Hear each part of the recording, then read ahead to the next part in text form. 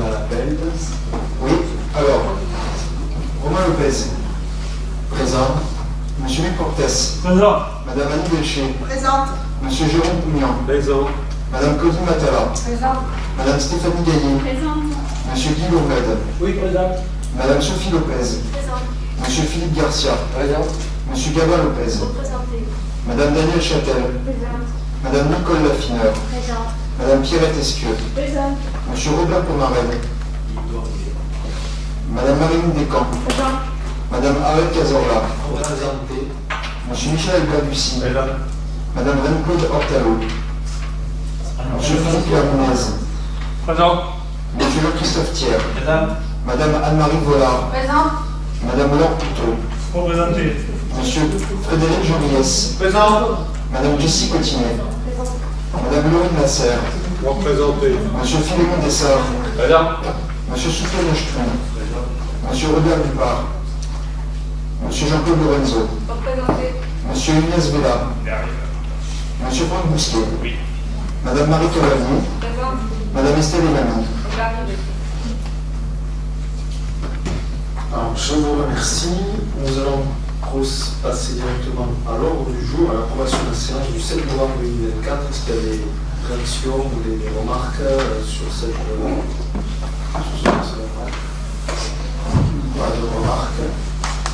Donc nous passons au vote. Qui est contre? Qui s'abstient? Le procès est mal adopté. Je vous remercie. La première délibération qui concerne la direction générale et notamment le rapport de la Chambre de compte que nous avions abordé il y a plusieurs mois. Suite à ce rapport, nous devions élaborer la mise en place des recommandations, du moins c'est fortement recommandé, chose qui a été faite. Vous avez ici les recommandations en page 6 du dossier. Alors je vais vous les lire. S'il y a des questions là-dessus, sur celle-ci, n'hésitez pas. Donc la mise en place, je lis une préconisation, la mise en place d'un suivi de principale opération pluriannuelle d'investissement de la collectivité en autorisation de plan de crédit de vente. Ça a été fait à la mise en place de la M57 au 1er janvier 2024 via la libération numéro 24 du 9 avril 2024 lors de la séance du budget. Deuxième recommandation, l'évaluation des charges de centralité de la commune relative à la gestion de l'administration de Moissac à la communauté de communes. Cette évaluation est à la charge de la communauté des communes qui a lancé une étude à ce sujet qui englobe plus globalement la question des compétences de la communauté des communes. La troisième préconisation, c'est la régularisation de la gestion du port fluvial par la création d'un budget annexe dédié.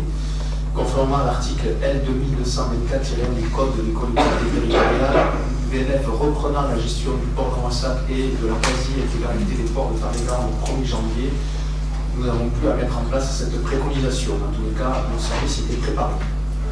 La préconisation numéro 4 s'assure de la conformité des subventions attribuées aux associations dispositions de l'article 9.1 de la loi du 12 avril 2020 relative aux droits des citoyens dans leur relation avec les administrations. Je cite, les subventions ne peuvent pas constituer la rémunération de prestations individualisées répondant aux besoins des autorités organismes qui l'accordent. Ça, c'est un extrait de l'article de la loi en question. Les actions mises en œuvre, à savoir par la collectivité, la mise en place d'une analyse financière des subventions versées aux associations, tant sur la partie réglementaire que sur un bon usage des deniers publics. Les associations visées par le rapport de la CRC ont cessé leur activité, il y en a deux. Et il y a eu la mise en place d'un module de subvention perçue et reçue dans le logiciel de gestion financière. Ça a été clôturé, cette préconisation mise en place fin octobre 2024. La préconisation numéro 7, l'instauration d'un dispositif de prévention des conflits destinés d'intérêt à destination des élus du conseil municipal. Donc il y a la libération de méthode de l'élu local qui a été distribuée à chacun. Et on a voté lors du dernier conseil municipal la nomination d'un référent déontologue auprès du CDG 82. Et on avait lu lors de la première assemblée en juin 2020 la charte de l'élu local. La préconisation numéro 6, la valorisation des prestations de nature octroyées aux associations et le report de cette information dans les comptes administratifs conformément à l'article L 2313-1 du Code des collectivités. Il y a la mise en place d'un établissement pour partie, une évaluation de nos biens mis à disposition mécanique au centre culturel et un travail en cours pour la finalisation et l'application à l'ensemble des bâtiments de la collectivité de cette mesure pour 2025. Donc nous sommes aux 3/4 du chemin. La 7e préconisation, la réalisation d'une cartographie des risques comptables et financiers de la commune en vue de la formulation des plans de contrôle, dont la collectivité a déterminé un certain nombre de risques avec la mise en œuvre du processus de validation, circuit de validation, provisionnement des risques, règlement financier. Et en 2025, il est prévu l'établissement de cette cartographie avec l'assistance du trésorier, par le trésor public bien sûr. La préconisation numéro 8, la régularisation de l'octroi des avantages en nature aux agents de la commune. Donc la mairie a pris en compte cela aussi au 1er février 2023, puisque l'octroi des avantages en nature liés notamment au logement de fonction sera repris dans le cadre de l'établissement des bulletins de salaire des agents bénéficiaires. La 9e préconisation qui porte sur la régularisation des conditions de mise à disposition des agents communaux auprès d'organismes tiers. Il y a eu la mise en place depuis septembre 2022 et notamment la refacturation de mise à disposition du personnel auprès des associations sportives. Et depuis septembre 2023, la refacturisation des mises à disposition du personnel d'entretien auprès des associations, mais aussi préconisation remplie. Et la dernière, c'est la formalisation des procédures permettant de sécuriser juridiquement les recrutements. Donc tous les recrutements font l'objet de déclarations de vacances et d'offres d'emploi sur le site emploi territorial, en lien avec le tableau des effectifs et selon le fondement juridique approprié. L'ensemble des CV reçus sont archivés dans une Selectech par le service RH. Les candidatures sont triées selon le statut du candidat, le titulaire en priorité, ses compétences et son niveau de diplôme. Les personnes éligibles au poste sont conviées à un entretien regroupant un agent RH, un agent du service concerné et un élu. Une grille d'entretien est complétée à chaque rencontre afin de déterminer le choix final. Donc nous avons mis en application dans des délais assez courts, moins d'un an, l'intégralité des préconisations. Je tenais à remercier l'intégralité des services, notamment les services support et le cabinet et M. Cortès, notamment ses délégations afférentes, qui ont permis justement de répondre avec le plus de célérité possible à ces préconisations, ces recommandations. Est-ce qu'il y a des questions? Oui, M. Bousquet. Oui, merci. Ce n'est pas vraiment une question, mais davantage une remarque. Nous avions eu, je pense que vous en souvenez, un long débat lors de la présentation du rapport de la Cour des comptes, et donc l'objet n'est pas de recommencer.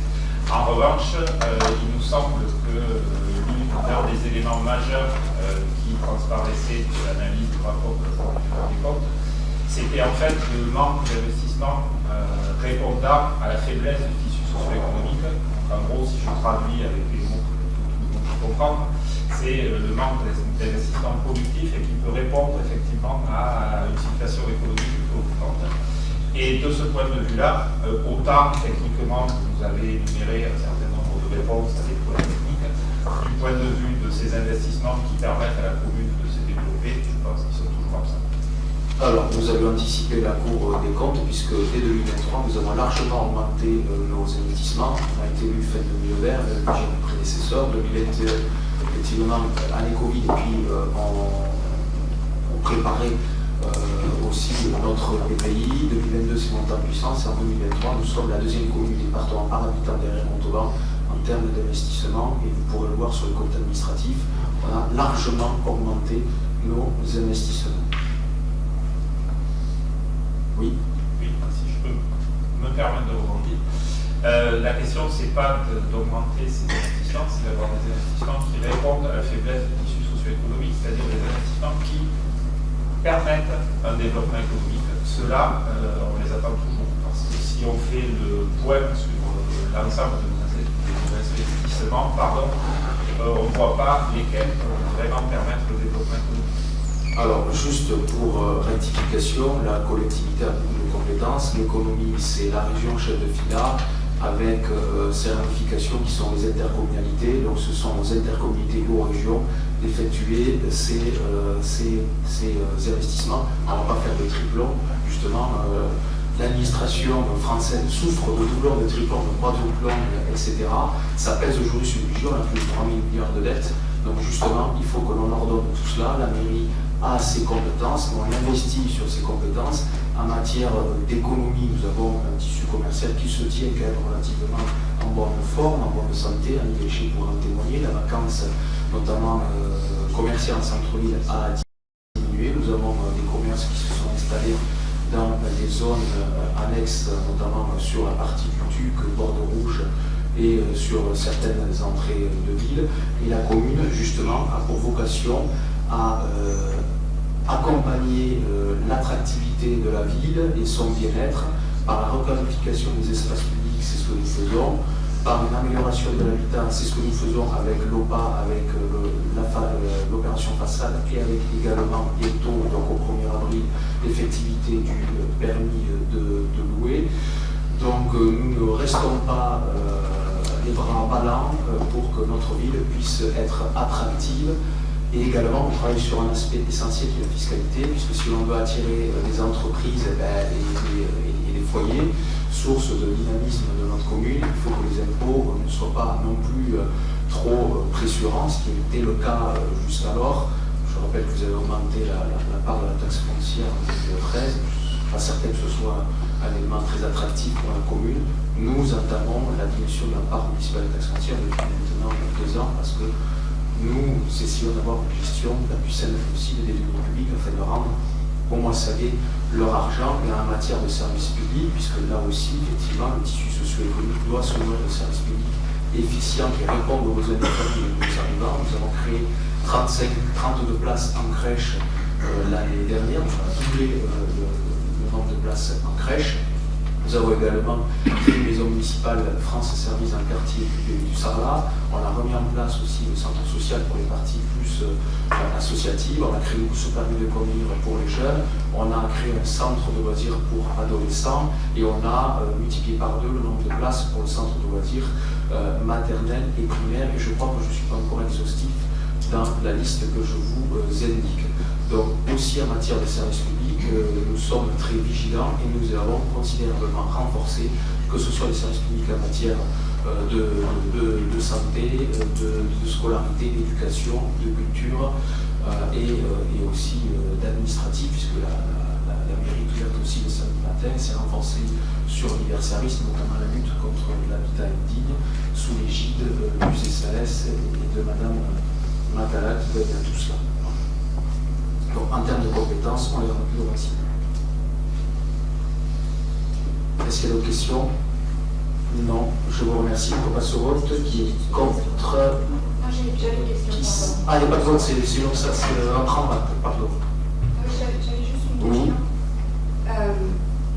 Lorsque la Chambre régionale des comptes vise le manque d'investissement, elle précise que d'une part, les investissements de la commune sont essentiellement ciblés sur le patrimoine et pas sur des projets qui permettraient de développer une meilleure cohésion dans la ville, ce qui peut être des projets économiques, c'est tout à fait possible, une commune peut développer des projets de soutien à l'économie locale ou de soutien à l'emploi. C'est tout à fait possible et ça n'est pas du tout mené par vous. Par ailleurs, la Chambre régionale des comptes avait soulevé aussi au niveau du personnel un manque d'encadrement avec une baisse importante de la catégorie A, ce qu'on a soulevé plusieurs fois dans ce conseil municipal. Donc une baisse d'encadrement dans les services qui pose une difficulté pour que les services fonctionnent normalement. Donc ça, vous n'apportez pas de réponse non plus. Alors je vous apporte une réponse très claire de ce que vous indiquez sur les investissements concernant la reprise de ce que dit M. Bousquet. Je rappelle, puisque la presse est présente et prend bonne note, que le rapport va de 2016 à 2022.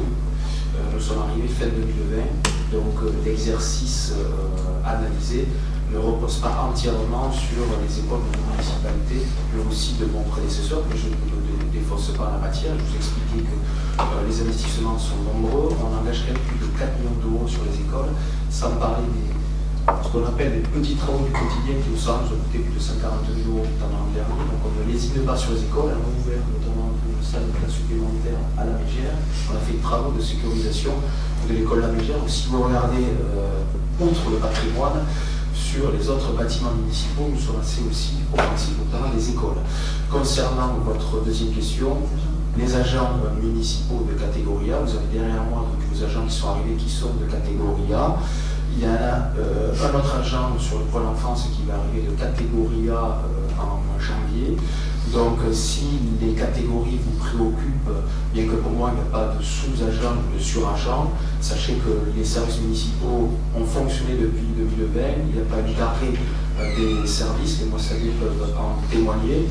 Il y avait peut-être moins de catégorie A, mais en tous les cas les services fonctionnaient avec efficience et je remercie d'ailleurs tous les agents qui, quelle que soit la catégorie, ont permis la continuité du service au-delà des mandats électifs des uns et des autres et également ont permis la mise en place de nos projets municipaux. Et sachez que voilà, on a aussi une directrice qui vient de la préfecture qui est arrivée, je crois qu'elle est avec moi également. Donc si les catégories A sont les seuls qui vous rassurent, sachez qu'il y en a aujourd'hui, il y en a de nouveaux qui vont arriver demain. Voilà. Bon, donc prendre acte, puisqu'il n'y a pas de vote. Délibération numéro 2, Luc, la parole est à toi. Délibération pour l'augmentation du montant de participation à l'adhésion du contrat collectif du risque prévoyance.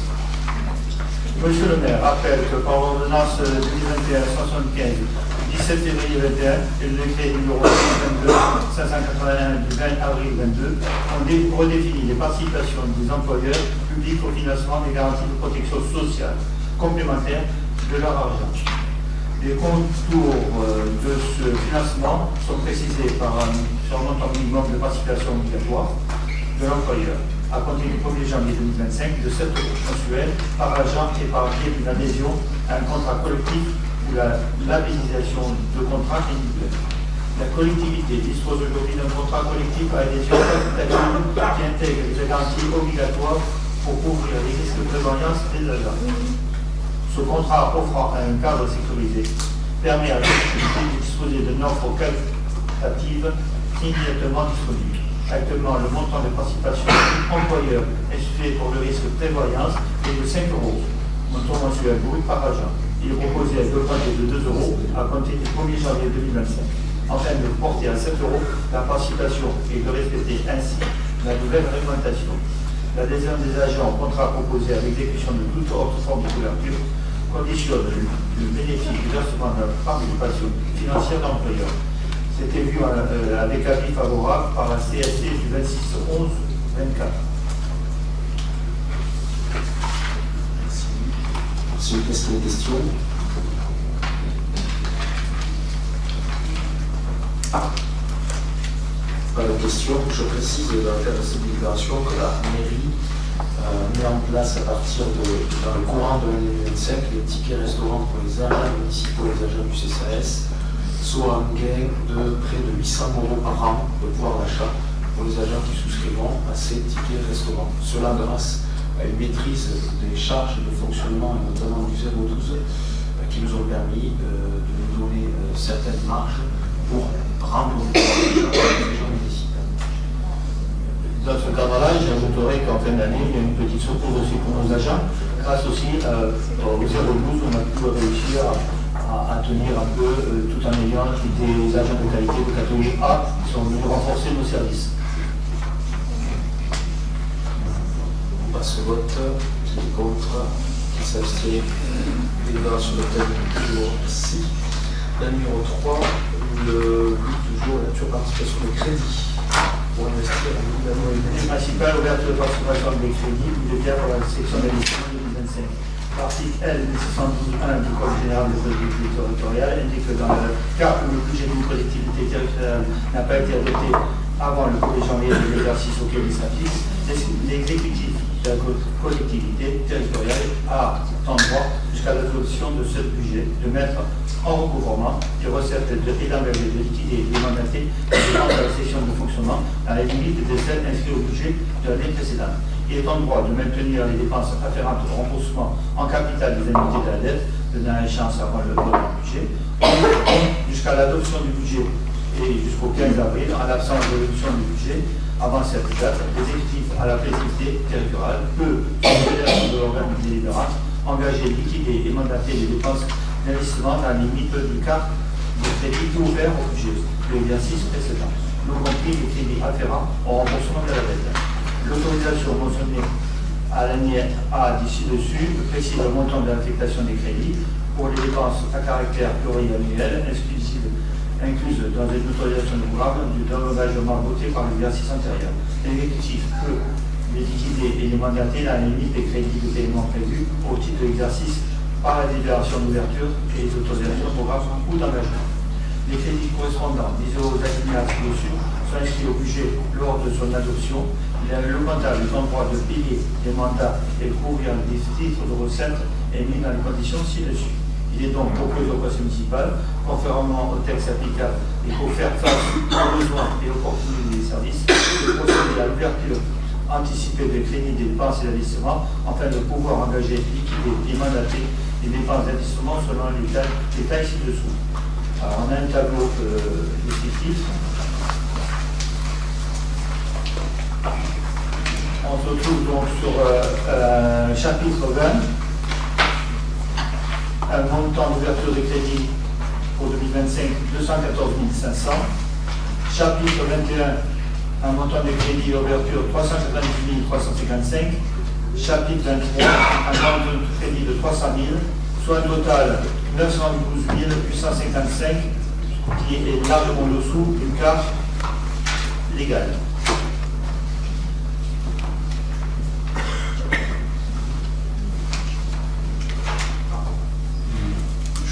Quand j'ai parlé du plan d'investissement des travaux de rénovation énergétique des écoles, je vous ai dit 4 millions, on est plus près des 6 millions. Ah oui.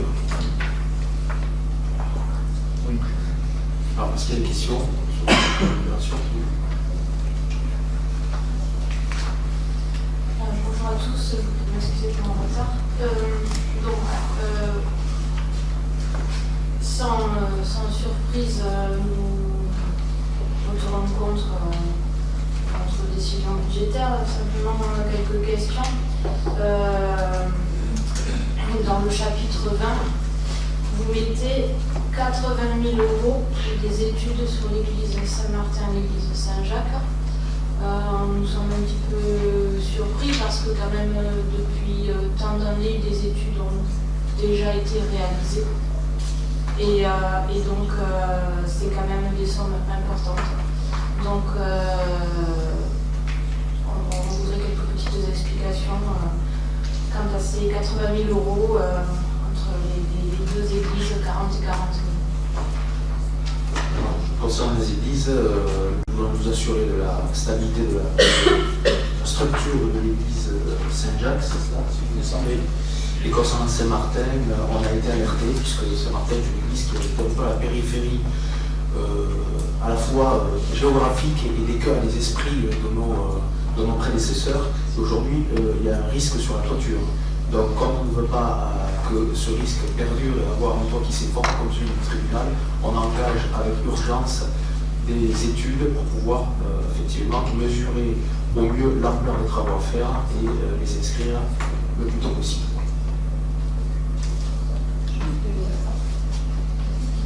Pareil, vous avez peut-être vu, il y a également la toiture du marché couvert, sur laquelle nous allons engager 100 000 € initialement. Bien sûr, la facture va monter bien au-delà de 100 000 €. On peut envisager les 400, 500 ou 600 000 €. La mairie n'a pas vocation à être un marchand de sommeil. Ça fait des années et des années que nos locataires du marché couvert sont régulièrement inondés et ça ne cesse de s'aggraver.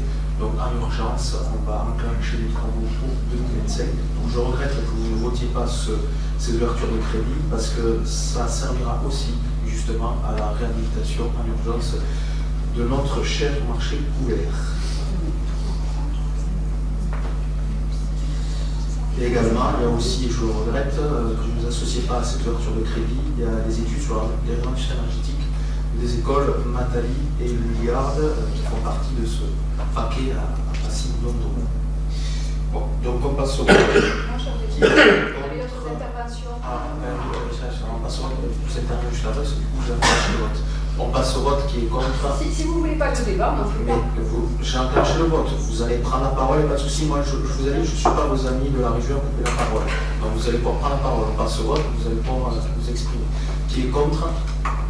Qui qui s'abstient, délibération adoptée. Je vous remercie. Alors, posez votre question, si vous souhaitez. Je vous confirme que des études existaient déjà sur l'église Saint-Jacques, puisque ces études avaient amené à la fermeture de l'édifice pour les problèmes qui sont apparus encore récemment. Problèmes de structure, problèmes d'affaissement des fondations, et ces études, elles existent. Alors, elle date de 2009, si je crois, peut-être Sophie Lopez qui a suivi cela pourrait le préciser. Donc, elle date de quelques années et C'est ça, les études 2009, bon voilà, j'ai pas de mémoire, Sophie pour prendre la parole. En tous les cas, vous argumentez avec, on va dire de manière péremptoire et très certaine qu'il y a un problème de structure. On n'en sait rien, personne n'en sait rien. C'est justement pour cela que nous réalisons cette étude, puisque la chute qui partie, de l'aile, alors je ne sais pas l'examen technique, n'ont pas chuté par rapport au problème de structure. Voilà, tout simplement. Oui, donc l'étude date de 2015. Voilà. Donc, 2015. Il y en a eu plusieurs. Non, 2015, la dernière étude c'est 2015. Déjà. Voilà, et donc dans cette étude, il y avait la demande de réalisation de travaux immédiats. Voilà, donc qui ont certainement été faits, puisqu'on était, quand on est arrivé, on est arrivé à la fin des travaux, puisqu'il y avait l'organisation déjà intérieure de l'église. Voilà, donc c'est une bonne idée. Alors, terme technique, c'est un moellon de corniche qui est tombé. Voilà. En tous les cas, voilà, je prends des leçons de patrimoine de gens qui n'ont jamais été, je veux dire, de gens qui ont été aux affaires pendant des années. Bon. Après, certains ont tous ça, on les reconnaît. Donc, nous passons à la prochaine délibération, la délibération numéro 4. S'il vous plaît. Oui, alors, délibération numéro 4, Non, oui, qu'est-ce qu'il y a? effectivement, on n'a pas eu l'occasion de parler sur ce que vous avez fait voter, donc moi aussi j'aurai une intervention. Donc, première chose, on a un débat, on ne prend pas des leçons, ni nous de vous, ni vous de nous. Je pense que dans une assemblée comme celle-là, il est d'avoir un débat démocratique, c'est-à-dire que chacun s'exprime pour donner effectivement son avis, et non pas que donner des leçons. C'est vrai que vous avez tendance à le faire, il me semble que ce n'est pas trop notre cas. Donc ça, c'est la première chose. Et la deuxième chose, c'est que effectivement, une des raisons majeures pour lesquelles on vote contre, c'est qu'effectivement, c'est un élément budgétaire qu'on vote sans avoir. On ouvre près de 10 millions d'euros de crédit, sans avoir de débat d'orientation budgétaire. Donc vous choisissez de faire le débat d'orientation budgétaire plus tard, de voter le budget à la dernière limite, comme l'année dernière, probablement, c'est-à-dire au mois de mars. Cela étant, là aussi, ça nous pose un problème d'avoir des crédits ouverts sans aucun débat. Donc, oui, Luc, si tu veux apporter une précision. Je ne pas sur 13 millions, oui, pardon. non, c'est des 1 million. C'est 900 et 900 000, pas 10 millions, hein. On ne voit pas 10 millions d'euros. 900 000 euros. on ouvre, En 2021, combien? on ouvre 900 000 au total. Et la possibilité d'ouvrir, la possibilité n'en ouvre que un quart. Je crois. La loi permet d'ouvrir un quart, donc on affiche ce qu'on peut faire, on fait un quart, c'est de 980 000 exactement. En ce qui concerne Saint-Jacques, comme disait un collègue Lopez, nous sommes arrivés, les travaux étaient en cours de faire. Donc l'église Saint-Jacques, effectivement, a été considérée comme prête. Et ce n'est qu'après qu'on s'est aperçu qu'il y avait des soucis, c'est-à-dire. Donc il faut pas faire une étude. Voilà. De toute façon, ce sont des niveaux d'estimation. Et puis c'est des estimations, oui, effectivement. On ne peut pas s'arrêter sur les sommes. C'est pas 40 000. Bon, en tous les cas, voilà, on nous reproche de débattre trop sur le patrimoine et après, c'est pas grave. Il faut le faire parce que la responsabilité du corps entièrement, et si vous tirez en place, vous n'aurez pas envie qu'un accident arrive parce que, bon, je préfère effectivement avoir d'autres activités que manger des oranges à l'ombre de beau soleil. Voilà. Et je peux préciser aussi qu'on n'a pas de traces, comment dire, que ces travaux, que tous les travaux ont été réalisés suite à l'étude de 2015. Je confirme que non. Donc pas tous ces derrière. Voilà, donc il vaut mieux recommencer. Donc voilà, vous me donnez raison, merci. Bon, alors on passe à l'autre délibération qui est la clé, l'approbation du rapport. Donc collecte des attributions de compensation définitive 2024, donc c'est une déclaration qui sont contenues comme ça, l'attribution des AC, des uns et des autres. Il a été validé, il sera validé par la Comcom. Pour cette année 2024, il n'y a pas de nouveau transfert de compétences. Donc les attributions de compensation sont modifiées pour prendre en compte le coût réel de 2023 au service commun des instructions d'urbanisme. Pour rappel, en 2020, les subventions relatives aux associations sportives ont été restituées aux communes par la dernière année. En 2024, seule la subvention concernant l'ADNR continue à être versée aux communes concernées. Les attributions de compensation ont pour objet de garantir la neutralité budgétaire de l'application du régime de fiscalité professionnelle unique.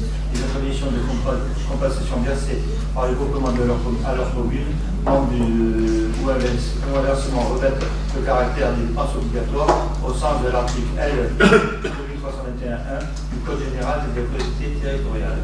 L'attribution de compensation est égale au montant des recettes transférées par les communes minorées de la charge de transfert à l'occasion de chaque transfert de compétences par les communes. Ces charges ont l'objet d'une évaluation par la commission locale d'évaluation des charges transférées selon une méthode décrite par le Code général des impôts. La définition du cadre général de l'évaluation des transferts de charges à un PCI ayant adopté le régime FPU de l'article 1609 C du Code général des impôts. Le calendrier de l'évaluation des charges transférées est précisé au 4e de l'article 1609 modifié, c'est du Code général des impôts. Cet article stipule que la commission locale d'évaluation des charges transférées doit produire un rapport sur le coût des charges de recettes liées aux compétences transférées dans un délai de 9 mois à compter de la prise de compétence avant le 30 septembre 2008. Que ce rapport donc doit être adopté d'une part par le CLEP en fonction des conditions prévues dans le règlement intérieur, de la CLEP sur la commune notée en est dotée, la majorité simple de ses membres à défaut. Par la majorité qualifiée des conseils municipaux, le tiers des conseils municipaux représentant la moitié au moins de la population ou la moitié des conseils municipaux représentant 2 tiers au moins de la population. Un délai bien défini. Bon, donc là on se retrouve donc avec un tableau où effectivement, la mesure où on n'a pas eu de compétences transférées nouvelles, on a juste une évaluation de la charge pour nous du commun. Donc on se trouve avec 7 238,21 € à payer, enfin on ne paye pas puisqu'on nous les prélève sur la commission de compensation. Le filet a été vu donc par la Comcom. Alors, est-ce qu'il y a des questions à ce sujet? Il n'y a pas de questions à ce sujet. Donc on passe au vote qui est contre. Qui s'abstient? Adopté. Je vous remercie. La prochaine libération concerne les exonérations partielles à taxes foncières. Donc oui, par notre municipalité, un effort que l'on fait sur le plan budgétaire pour accompagner la rénovation des bâtiments privés. Donc, monsieur le maire expose au membre du conseil municipal que les collectivités territoriales peuvent accorder une exonération de taxes foncières sur les propriétés bâties pour une durée de 3 ans en faveur des logements achevés depuis plus de 10 ans au 1er janvier de la première année au titre de laquelle l'exonération est applicable, qui ont fait l'objet par le propriétaire de dépenses d'équipement de rénovation énergétique et d'équipements associés. Mentionné au 3e 1 de l'article 278.010A, autre que la prestation d'entretien. La liste de ces dépenses est fixée par les articles 1383.0B et 1639A bis du Code général des impôts. L'article 143 de la loi 2023-1322 du 29 décembre 23 loi des finances indique en outre que le montant des dépenses payées au cours de l'année qui précède la première année d'application de l'exonération doit être supérieur à 10 000 € par logement, ou le montant total des dépenses payées au cours des 3 années qui précèdent l'année d'application de l'exonération doit être supérieur à 15 000 € par logement. Le conseil municipal doit fixer un taux d'exonération. Monsieur le maire propose par conséquent à l'Assemblée délibérante de mettre en œuvre une exonération partielle à hauteur de 50% de la taxe foncière sur l'exonération bâtie en faveur des logements achevés depuis plus de 10 ans au 1er janvier de la première année au titre de laquelle l'exonération est applicable, ayant fait l'objet de dépenses d'exploitement destinées à économiser l'énergie. Merci. Est-ce qu'il y a une question? Est-ce que vous pouvez nous expliquer pourquoi nous revotons une délibération que nous avons votée le 9 avril dernier? Parce que c'est pour s'adapter à la réglementation. Madame Berner va vous le préciser. Avant, c'était les maisons avant 1989 et maintenant, c'est les maisons de moins de 10 ans, je crois. Vous préciser peut-être.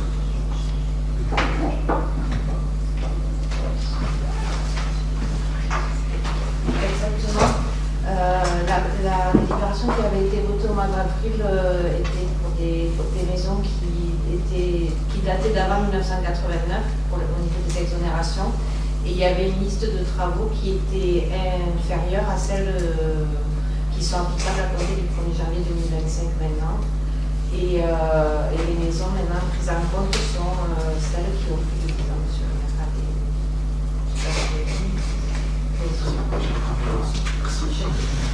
C'est un dispositif sur lequel les communes s'arrêtent. On ne peut pas l'amender.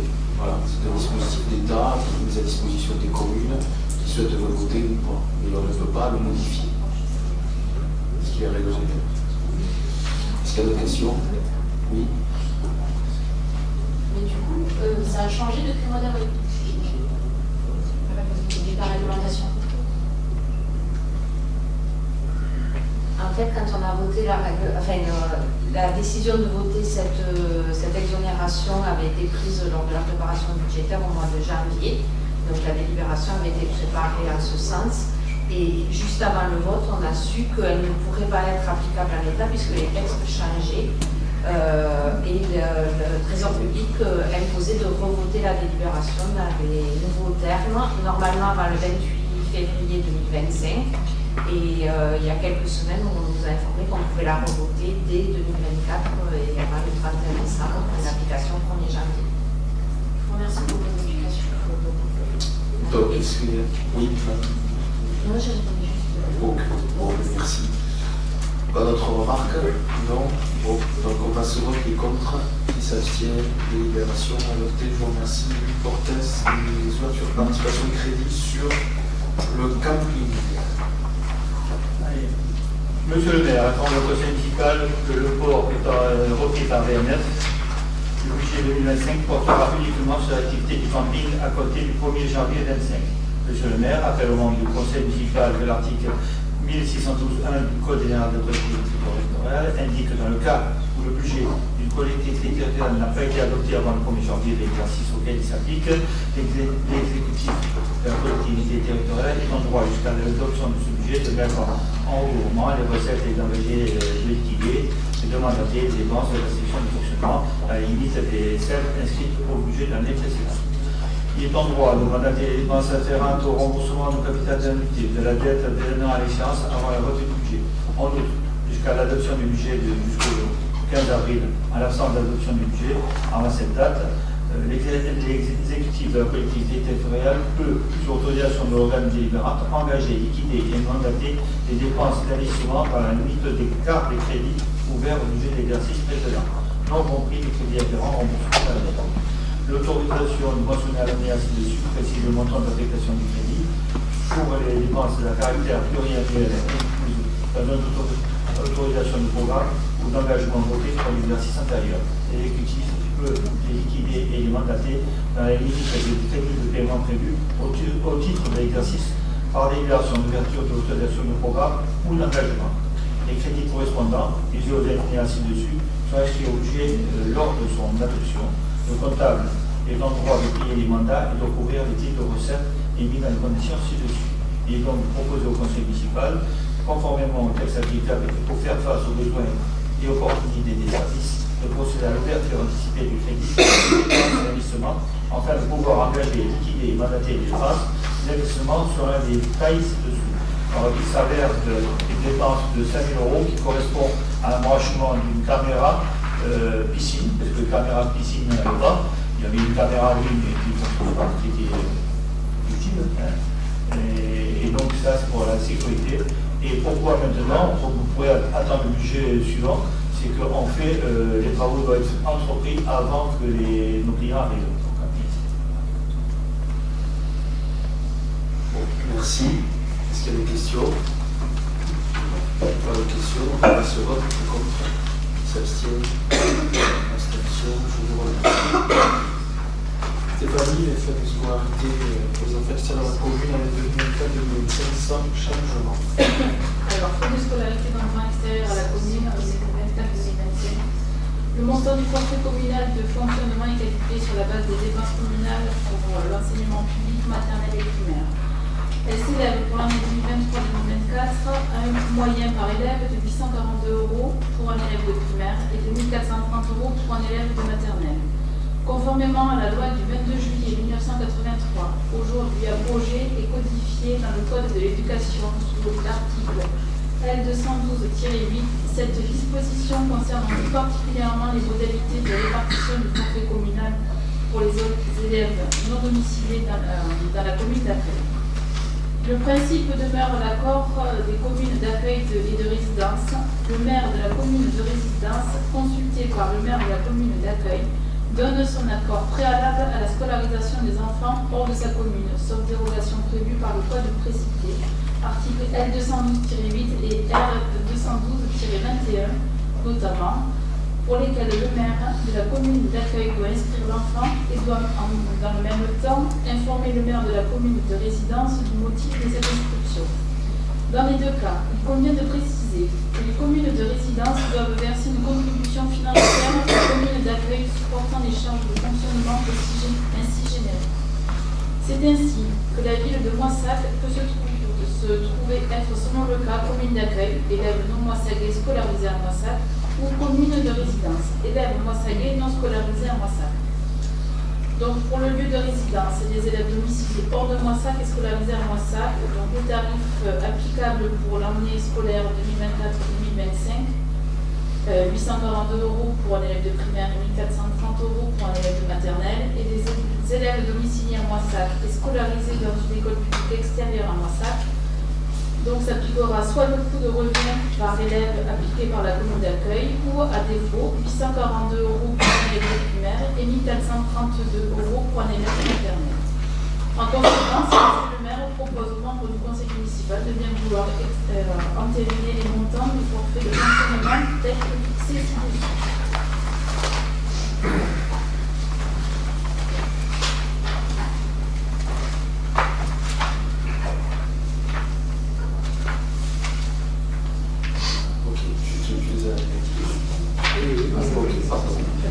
Bon, merci de questions. Passez au vote qui est contre, qui s'abstiennent, qui est sur le lu pour la fixation à l'année en 2004 du Carmel.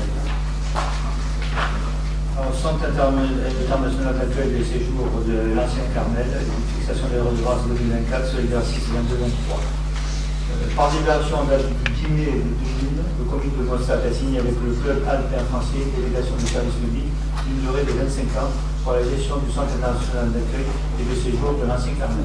L'article 5 de la convention de délégation du service public prévoit une redevance annuelle de 15% du chiffre d'affaires avec un minimum de 27 440 € 82 par an. En vue des comptes annuels de l'exercice 22-23, le chiffre d'affaires du centre d'accueil est établi à 301 339,21 en baisse de 0,31% par rapport à l'exercice précédent, réparti sur les principales au poste suivant. L'annuité 161 066, moins 6,74%, les repas 77 404,70, plus 20,10%, petit déjeuner 29 436,80 pour plus de 8,95%.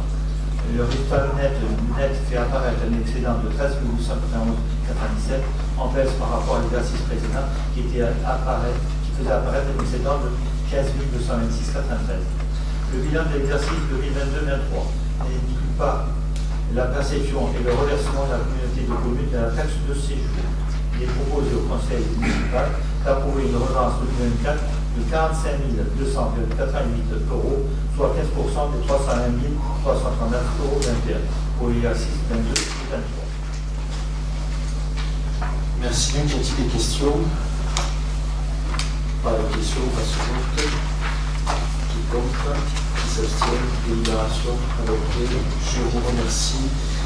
La délibération numéro 9 que je vous présente est une attribution de subvention de notre cher hôpital intercommunal Castel-Sarrazin-Moissac.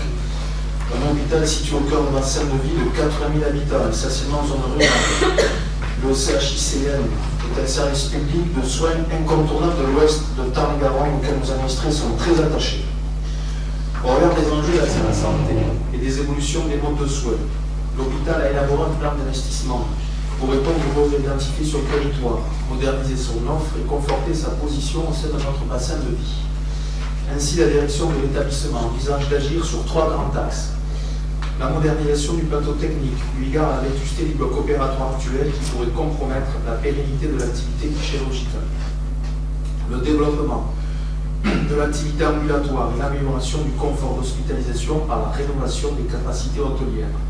En effet, l'actuel service de chirurgie comprend 24 lits pour seulement une douche, éloigné des chambres et un nombre trop élevé de chambres doubles inadaptées aux problématiques sanitaires nouvelles. Et le troisième axe, c'est l'accroissement des admissions directes sans passer par les urgences où les délais d'attente sont souvent longs. Ainsi, la prise en charge des personnes âgées en soins palliatifs ou en situation de handicap serait améliorée. La concrétisation de ce projet octroiera notre territoire un fort potentiel d'attractivité en le dotant d'une offre de proximité de traumatologie, de chirurgie et en médecine polyvalente, ainsi que d'une offre de spécialité externe renforcée. Les travaux sont estimés, vous le savez, on a déjà parlé, à 8 millions d'euros, avec une participation de l'État à hauteur de 50%. La circulaire ministérielle portant sur la relance de l'investissement dans le système de la santé, datée du 10 mars 2021, permet aux collectivités de participer au financement de ces opérations. Compte tenu, on en conviendra tous, de l'indispensable rénovation de l'établissement hospitalier, afin d'assurer aux habitants de l'ouest du département un accès optimal et sécurisé aux services publics de santé et de renforcer son attractivité auprès du personnel soignant, la municipalité envisage de participer financièrement aux travaux de l'hôpital intercommunal Castel-Sarrazin-Moissac. J'ai considéré que depuis quelques semaines, quelques mois, on se bat pour aller rechercher des subventions auprès des diverses collectivités. On a obtenu l'aval de président de la communauté de communes Terre des Confluences qui soumettra au conseiller communautaire qui se réuniront mardi une subvention attribuée de 150 000 €. On entend beaucoup les politiques du département clamer leur amour de notre hôpital. Ils sont les premiers à l'indiquer sur les réseaux sociaux, dans la presse. Ils sont les premiers à aller manifester devant l'hôpital quand celui-ci est en danger, ou certains de ses services menacés. Mais je considère qu'en amour, il n'y a que les actes qui comptent. Je vous demande donc ce soir de valoriser cet amour que vous avez pour l'hôpital en le concrétisant par une subvention de 100 000 €. Et au-delà de ça, d'affirmer aussi dans la délibération notre soutien au service public hospitalier qui est en souffrance depuis de nombreuses années.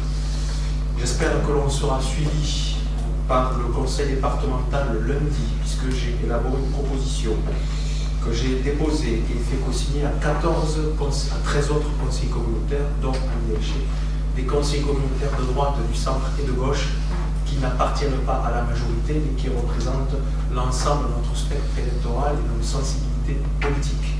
Ils ont tous compris l'urgence de la situation, et je les en remercie.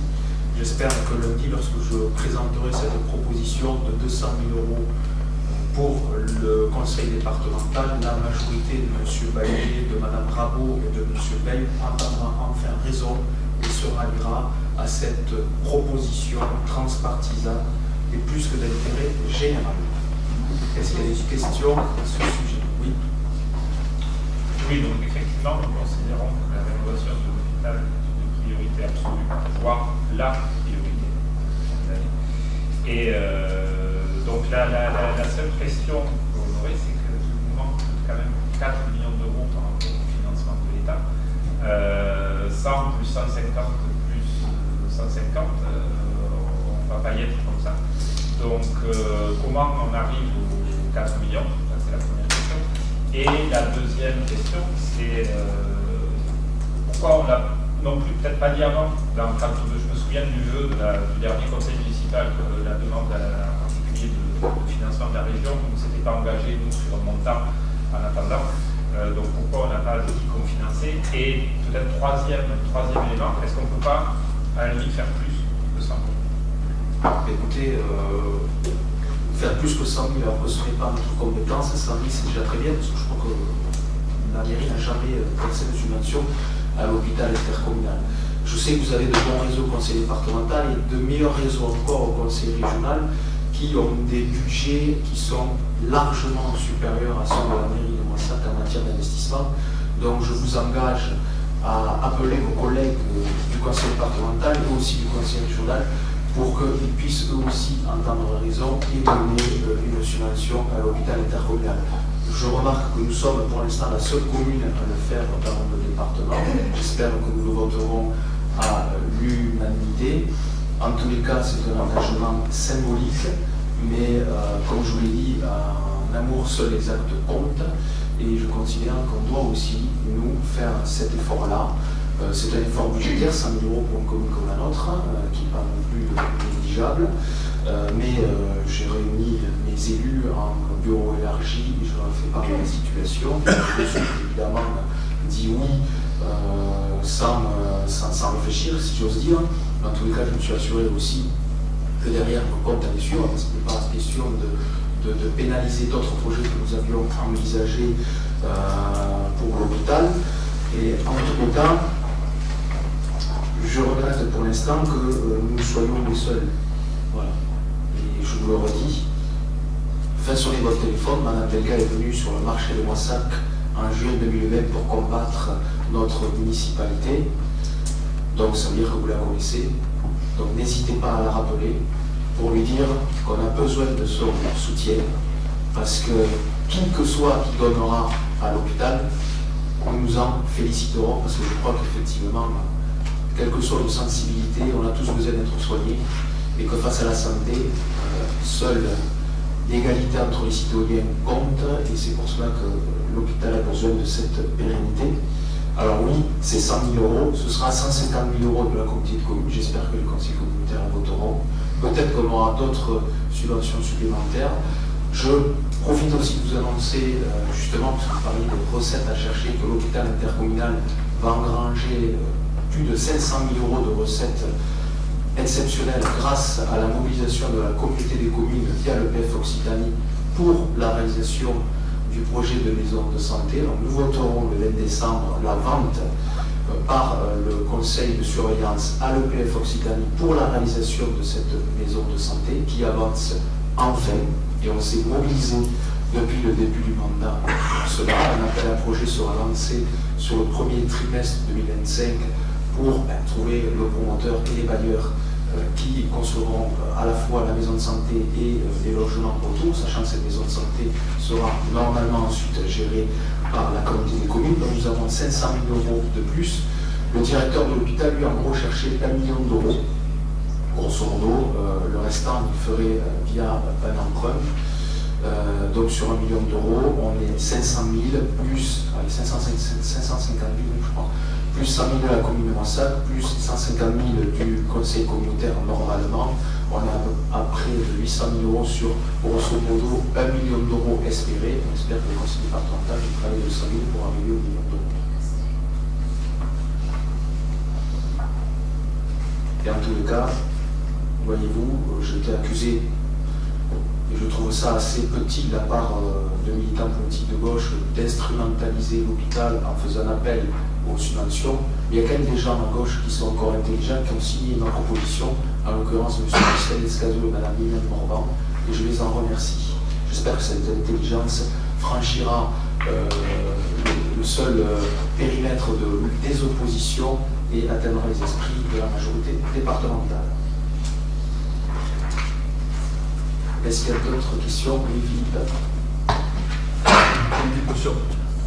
Je suis un petit peu surpris qu'on va parler de Castel-Sarrazin. Il ne fait pas d'investissement non plus dans cet hôpital. Il s'appelle Castel-Sarrazin, Moissac. Je ne réponds pas à la place de mon collègue, je ne sais pas. Il y a un conseil municipal la semaine prochaine. Voilà, je ne peux pas m'exprimer à la place de la mairie de Castel-Sarrazin. Peut-être qu'il nous inventera le pas. Qui sait.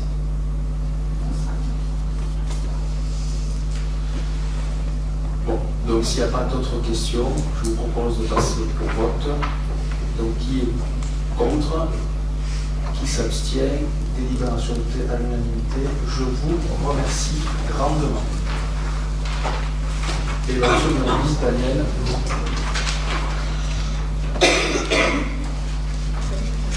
Alors, prestation d'assurance, avenant numéro 2, Caisse nationale de prévoyance, et numéro 6, prestation statutaire.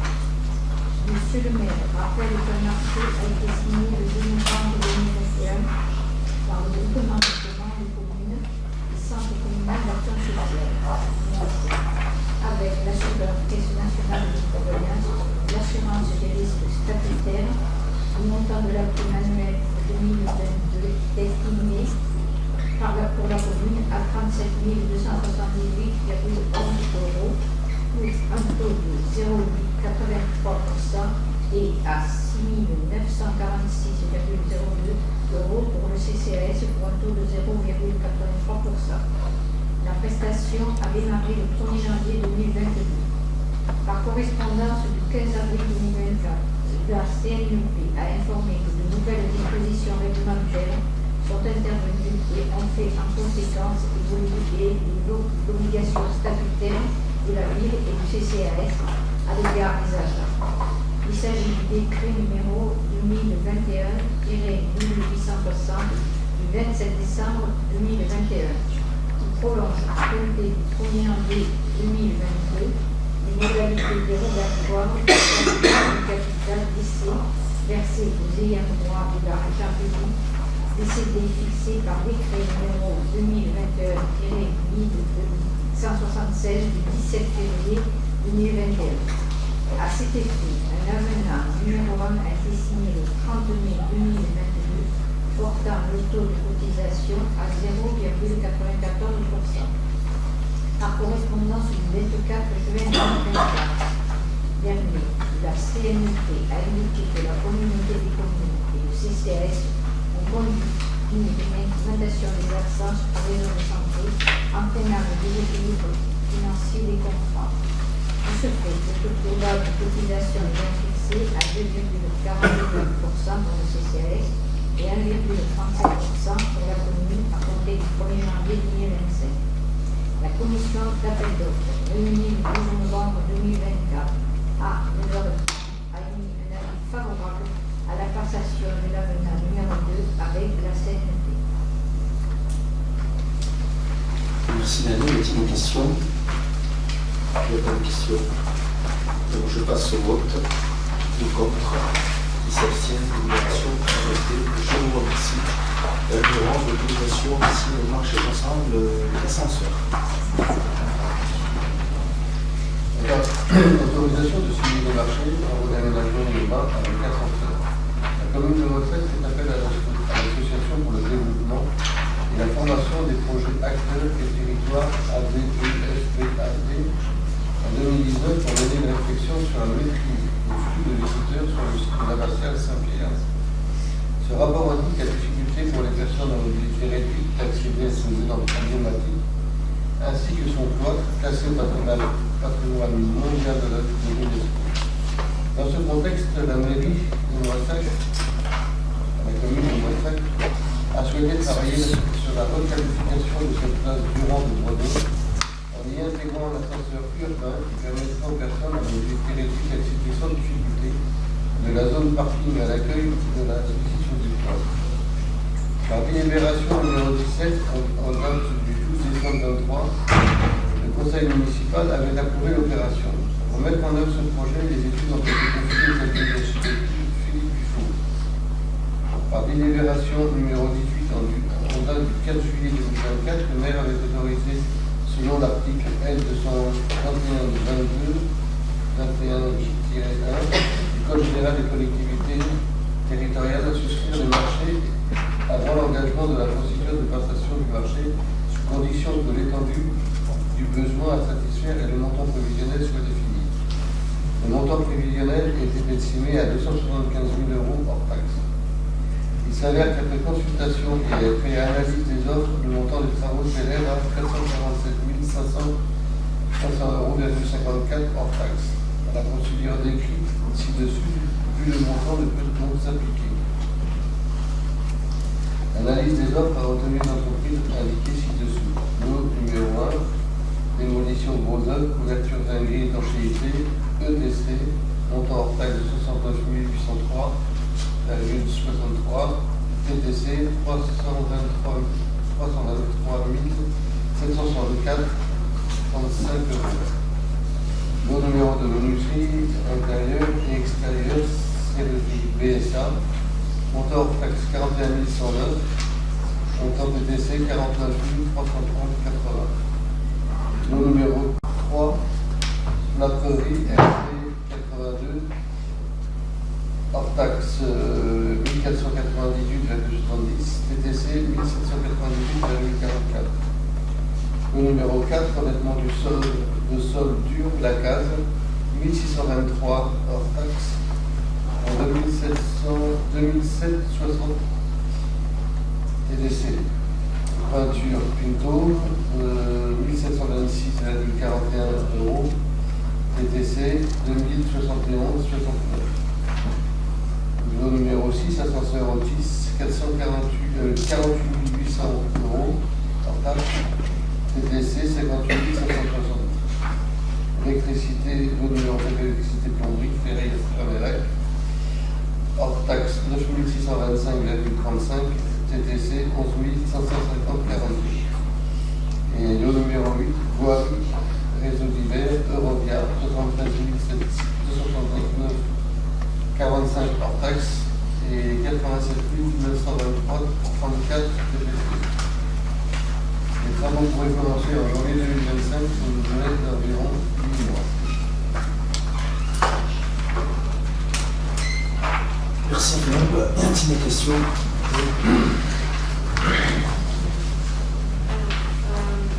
Bien évidemment, que ce soit bien clair pour tout le monde, on est absolument pour un ascenseur à ce niveau-là, même si il nous semble que peut-être il aurait été plus judicieux de déplacer le site de tourisme afin que les touristes puissent traverser la ville de Moissac et ne fassent pas un aller-retour descendant, ascendant, pour visiter le plâtre et Tartire. Ça aurait été beaucoup plus judicieux pour nos commerçants.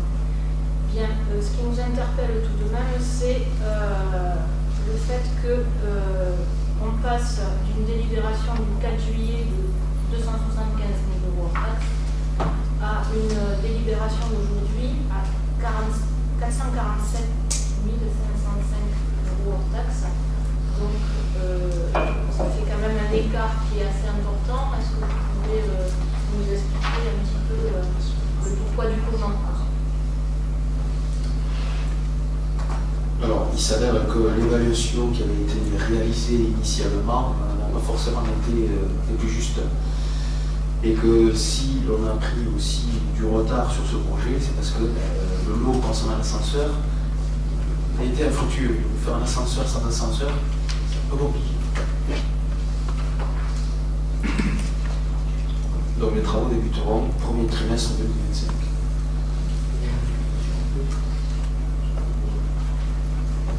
Est-ce qu'il y a d'autres questions? Oui. Quand vous dites faire un ascenseur sans ascenseur, ça veut dire que dans la délibération de juillet, l'ascenseur n'avait pas été compté dans le montant des travaux?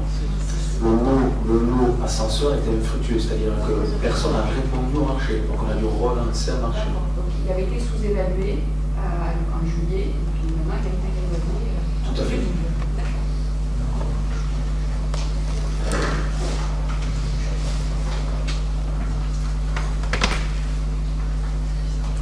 Bon, donc on passe au vote qui est contre cette délibération adoptée. Je vous remercie. La numéro 12, Jérôme.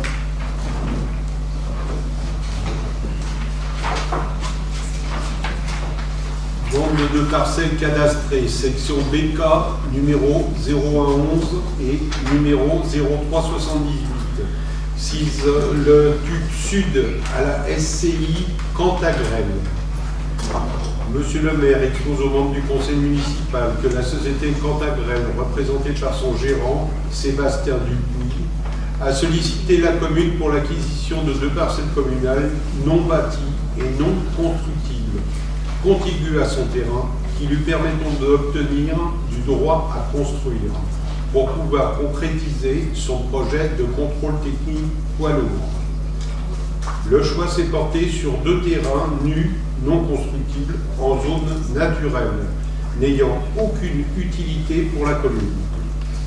Monsieur le maire, reconnaissant l'intérêt pour la commune et pour la société Cantagrel de réaliser ce projet d'installation d'un contrôle technique poids lourd sur la commune, propose de vendre ces 2 parcelles au prix fixé par France Domaine, soit 1 132 €. Est-ce qu'il y a des questions? Oui. Oui, je me posais la question, donc on est bien d'accord, ce sont des parcelles naturelles qu'on va vendre à notre société. Et dans la délibération, il a indiqué que c'est pour leur donner un droit à construire. C'est mal rédigé. Donc l'Adréal valide ce type de projet, donc le centre de tachygraphie. Il va y avoir une superficie minimale pour la réalisation sur tous les projets. En fait, ils ont besoin d'agrandir la parcelle pour que l'Adréal valide le projet. Évidemment, il y aura rien dessus parce qu'il ne peut pas construire. Une même question. Donc ces parcelles étaient à la commune. Est-ce qu'il y avait un plan d'aménagement, quelque chose de plus? Non, strictement rien, c'est pour ça qu'on a bien vérifié effectivement s'il n'y avait pas une voie payée ou autre, etc. Et du coup, comme on a en plus très peu de terrain à construire, on ne va pas les capiner pour le moment.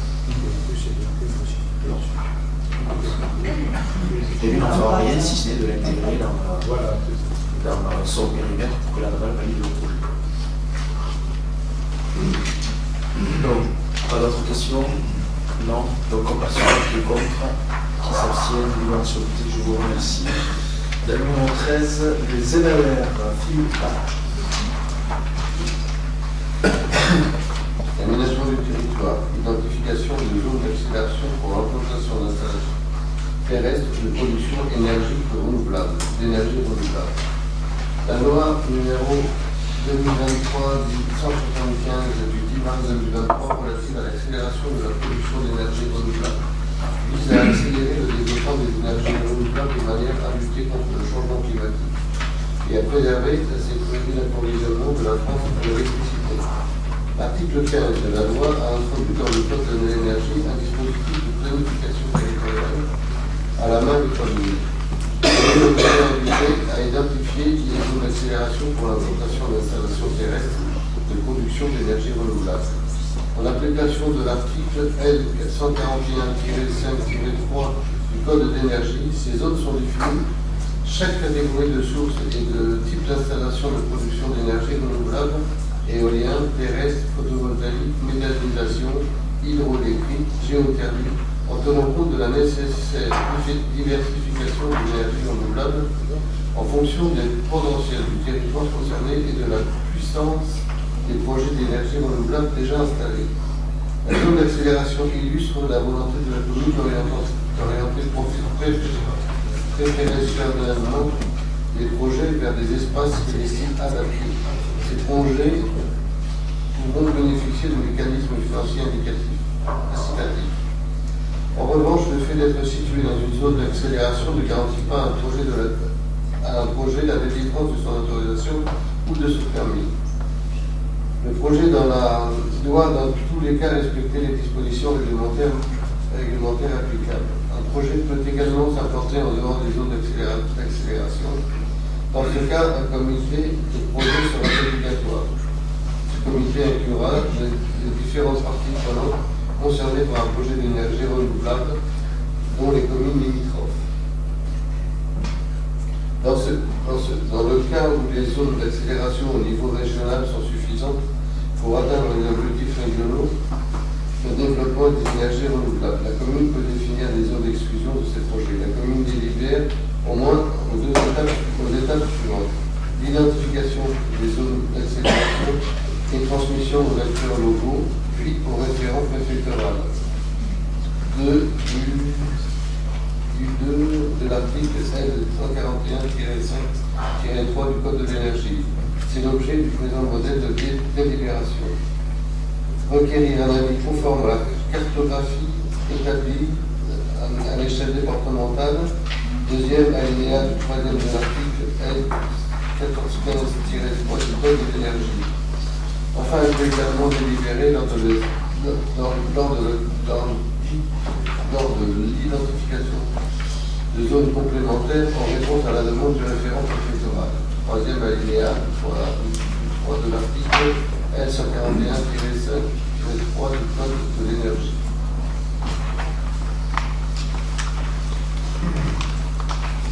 Merci Philippe. Question. C'est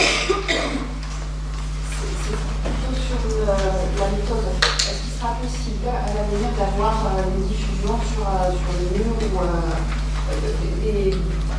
ou certaines délibérations, par exemple celle-là, vous identifiez des zones et je pense que pour nous ce serait bien d'avoir un visuel au moment où on vote une explication sur les territoires qui sont visés. Je pense également la même chose pour le contrat de ville. C'est vrai que ça aurait été bien d'avoir une production à un moment donné de ces documents. Donc, est-ce que ce sera possible de le mettre en place à l'avenir? Donc ces délibérations, on avait vu, théorise essentiellement les toitures et le photovoltaïque. Il y a plusieurs types d'énergie renouvelable qui peuvent être intégrés. Je crois qu'il y en a 6, notamment les éoliens. Le secteur éolien. On reste sur le photovoltaïque et la géothermie essentiellement. S'il n'y a pas de questions particulières, on passe au vote. Qui est contre? Qui s'abstient? Délibération adoptée. Je vous remercie. Jean-Christophe, la poursuite de l'opération façade pour la période 2027-2027. La parole est pour vous. Politique du logement et du cadre de vie. Poursuite de l'opération façade sur la commune de Moissac, 2025-2027. La ville de Moissac a créé une dynamique de valorisation patrimoniale depuis 1985, date de la première opération programmée d'amélioration de l'habitat, dont un des volets est consacré à la restauration des façades. Point particulièrement saillant du fait de la mise en place d'une ère de valorisation de l'architecture et du patrimoine, aujourd'hui remplacée par le secteur patrimonial remarquable, SPR, en 2020. Un dispositif de subvention pour le ravalement des façades a été déployé d'avril 2023 à fin 2024, en s'appuyant sur un cofinancement apporté par la région Occitanie dans le cadre du contrat Boursan. Cette disposition disparaissant, la commune souhaite lancer un nouveau dispositif avec un partenariat renforcé avec la communauté de communes et la Fondation du patrimoine, avec un objectif de 42 façades restaurées d'ici fin juillet 2027. Deux secteurs sont distincts.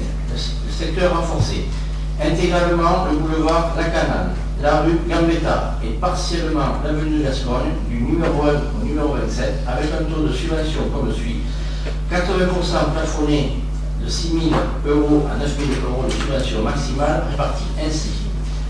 18 façades dont la surface est inférieure à 150 m², avec un taux communal de 65%, plafonné à 3 000 € et un taux intercommunal de 15% plafonné à 3 000 €. 3 façades dont la surface est supérieure à 150 m², avec un taux communal de 65% plafonné à 6 000 € et un taux intercommunal de 15% plafonné à 3 000 €.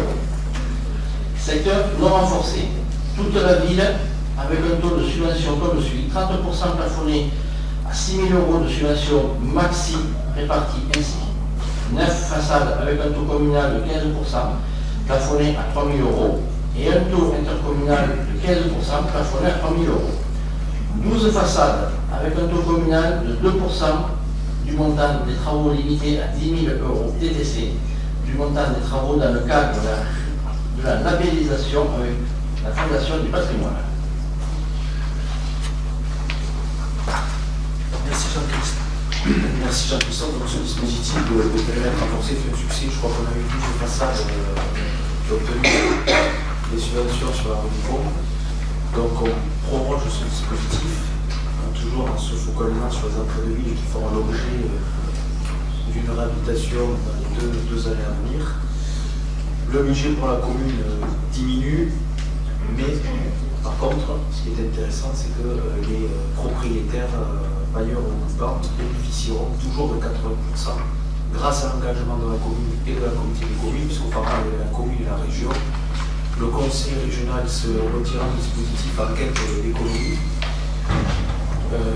La commune, elle, est en principe de bonnes économies maintient son dispositif et la communauté de communes donc via un complément 15%. Donc, du coup, ça fera 80% pour les propriétaires bailleurs occupants sur ces secteurs renforcés. Est-ce qu'il y a des questions? Oui. Simplement une erreur en fait dans la rédaction. Le dispositif de subvention pour le ravalement des façades a été déployé d'avril 2012.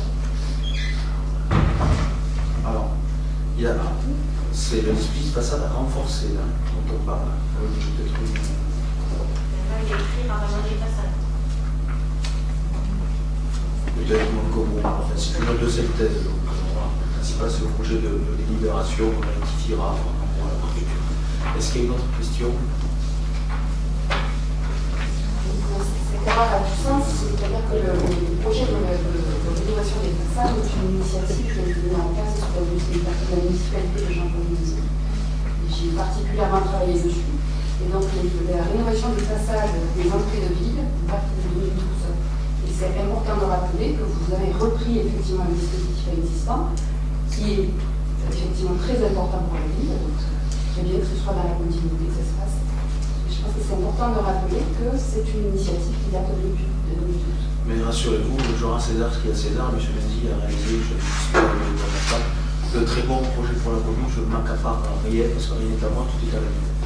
Et vous pouvez le rappeler, il n'y a pas de souci. Par contre, ce qui est l'initiative de notre municipalité, c'est ce secteur renforcé sur les entrées du secteur renforcé. Juste pour préciser qu'à l'époque, les subventions de façade étaient plus importantes que celles qui sont aujourd'hui. Voilà, je vous donnerai les chiffres si vous voulez, mais la participation communale était plus importante. Alors, on ne peut pas aller au-delà de 80%.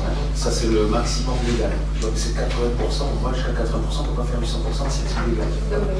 Donc, chiffre ou pas chiffre, peu importe, ce qui importe justement aux propriétaires, c'est qu'ils puissent être subventionnés jusqu'à hauteur de 80%, ce qui est le cas. Voilà.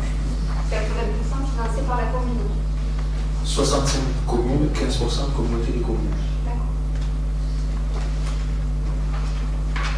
La communauté des communes ayant, je vous rappelle, la compétence désormais de l'OPA et de l'habitat. Donc il est normal qu'ils participent, comme le font sur toutes les autres communes de la communauté des communes. Est-ce qu'il y a d'autres questions? Non? On passe au vote. Qui est contre? Qui s'abstiennent? Une délibération adoptée. Le renouvellement de la convention à la Fondation du patrimoine qui est disponible depuis 2023, on l'a fait l'année dernière. Chaque question, tu peux la lire.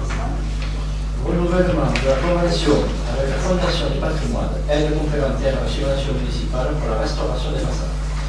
La ville de Moissac a créé une dynamique de valorisation patrimoniale depuis 1985, date de la première opération programmée à l'opération de l'habitat. Ce travail de longue haleine est mené par la collectivité à travers la mise en place d'une aire de valorisation de l'architecture et du patrimoine, aujourd'hui remplacée par le secteur patrimonial convaincable de l'SPA, applicable depuis 2020. Les différentes OPA et politiques contractuelles visant à requalifier le centre-ville qui concentre des atouts et des difficultés. En effet, ce quartier regroupe l'ensemble de l'appareil commercial de proximité de la ville, ainsi que les atouts patrimoniaux majeurs, avec entre autres l'abbaye de Moissac inscrite au patrimoine mondial au titre des chemins de Compostelle, des hôtels particuliers d'amateurs du XVIIIe siècle et des ensembles art déco remarquables. La ville poursuit sa politique très volontariste dédiée au ravalement de façades, notamment sur les entrées de ville, à cette fin jusqu'au 31 juillet 2027. Accompagnée selon certains critères par la communauté de communes Terre de Confluence, la commune propose un taux de subventionnement variable en fonction des périmètres et de la qualité patrimoniale du bâtiment, validé par l'unité départementale de l'architecture et du patrimoine, avec des plafonds relatifs aux surfaces. Ce programme permettra de préserver le patrimoine architectural et de promouvoir les savoir-faire artisanaux qualitatifs. Le partenariat avec la Fondation du patrimoine viendra parachever ces actions.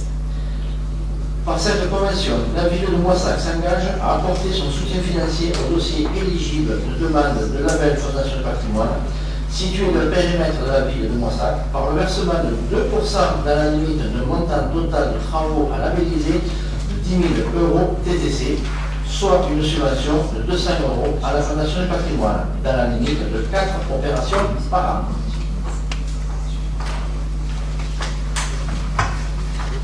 Merci Jean-Christophe. Y a-t-il des questions?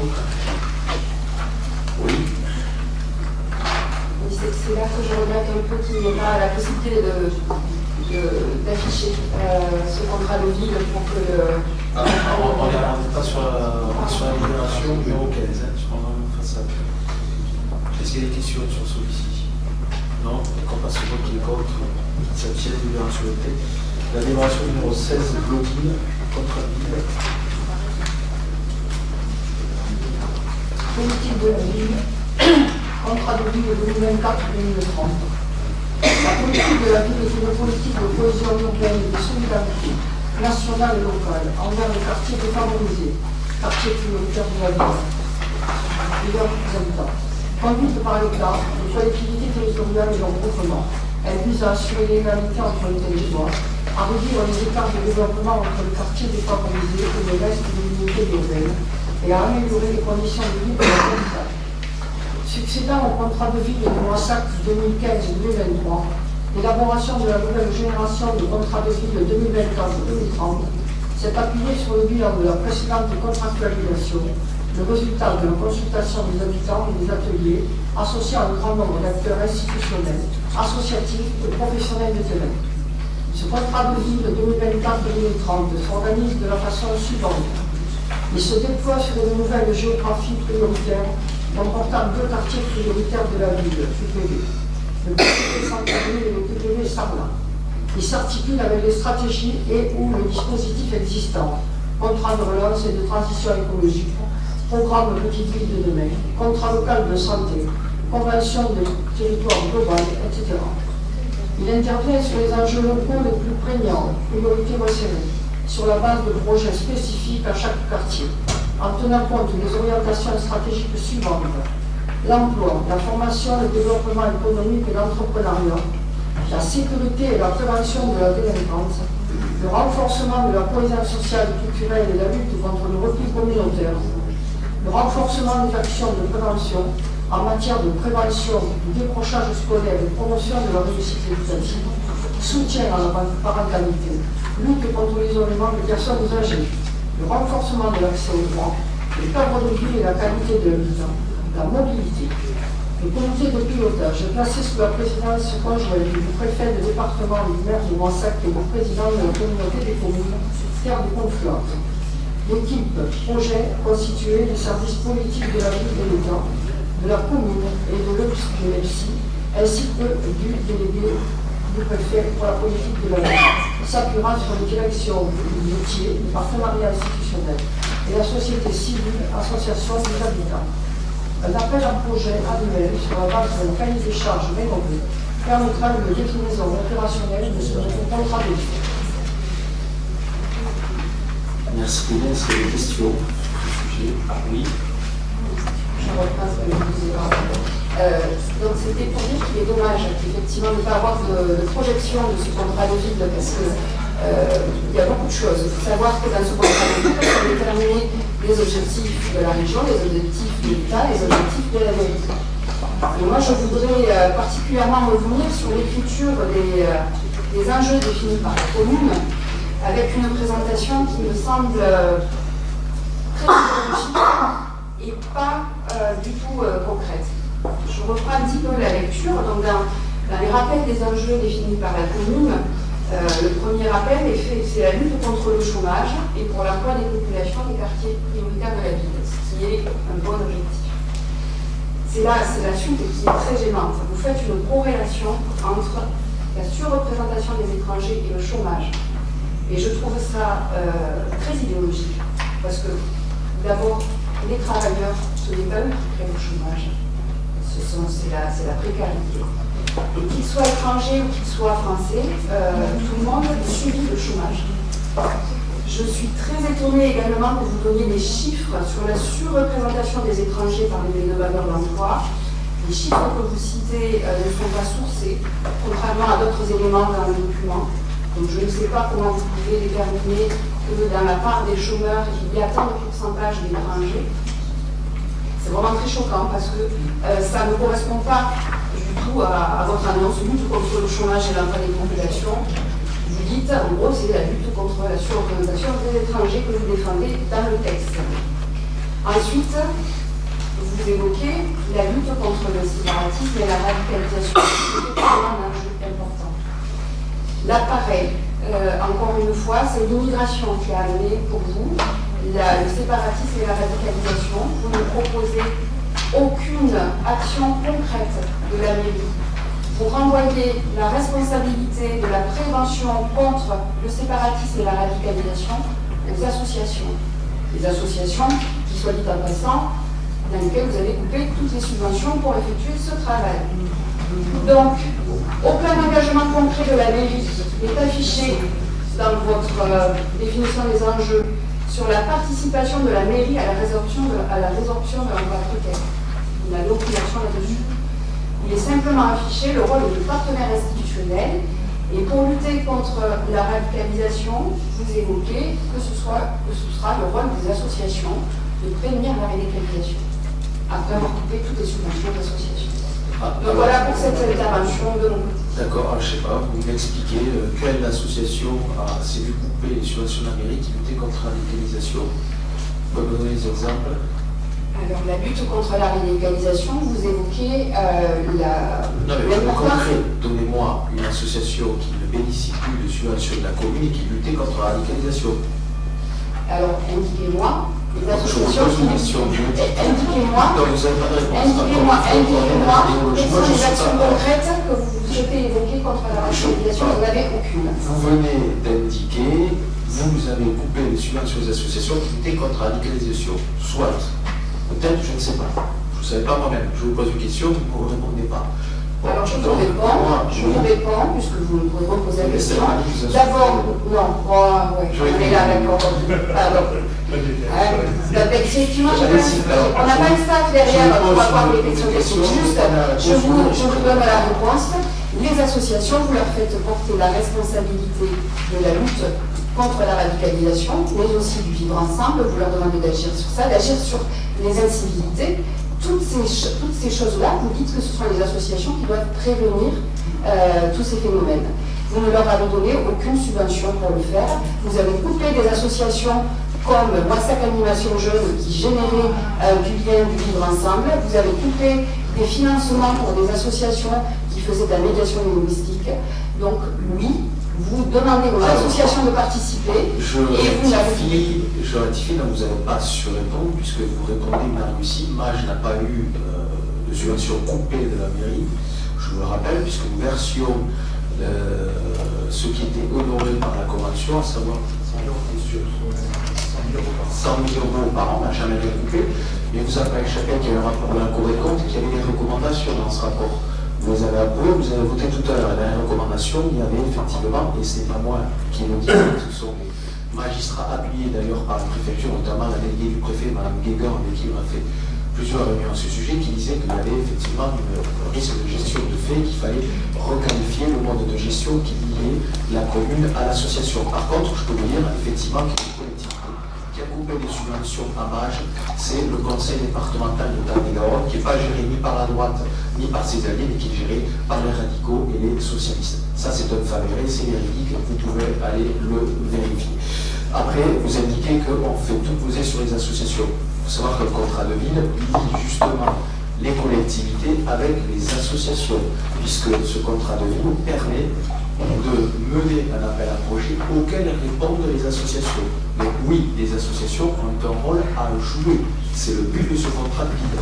Si on exclut les associations justement sur la lutte contre la radicalisation ou pour l'employabilité, ce contrat de ville est caduc, puisqu'il repose essentiellement sur un appel à projet qui est validé par ce document et qui, en suivant, permet aux associations de bénéficier d'une subvention du département, de la mairie, qui n'a pas baissé son budget d'ailleurs en la matière, de l'État et, je crois, de la région et aussi de la communauté des communes, puisque je me suis entendu, le président m'en a déjà parlé, que toutes les actions liées à l'emploi, puisque le pilier développement économique et emploi est du rôle de la communauté des communes, ce sont les communautés des communes qui prennent, c'est pas de nous, une puissions nous concentrer sur les autres piliers. Vous indiquez en suivant qu'on sort les chiffres fantasmagoriques. Alors, je ne sais pas si l'INSEE fait du fantasme, mais les chiffres en l'occurrence qui indiquent que, notamment dans les QPV du centre-ville, sur les étrangers, c'est pas les les étrangers.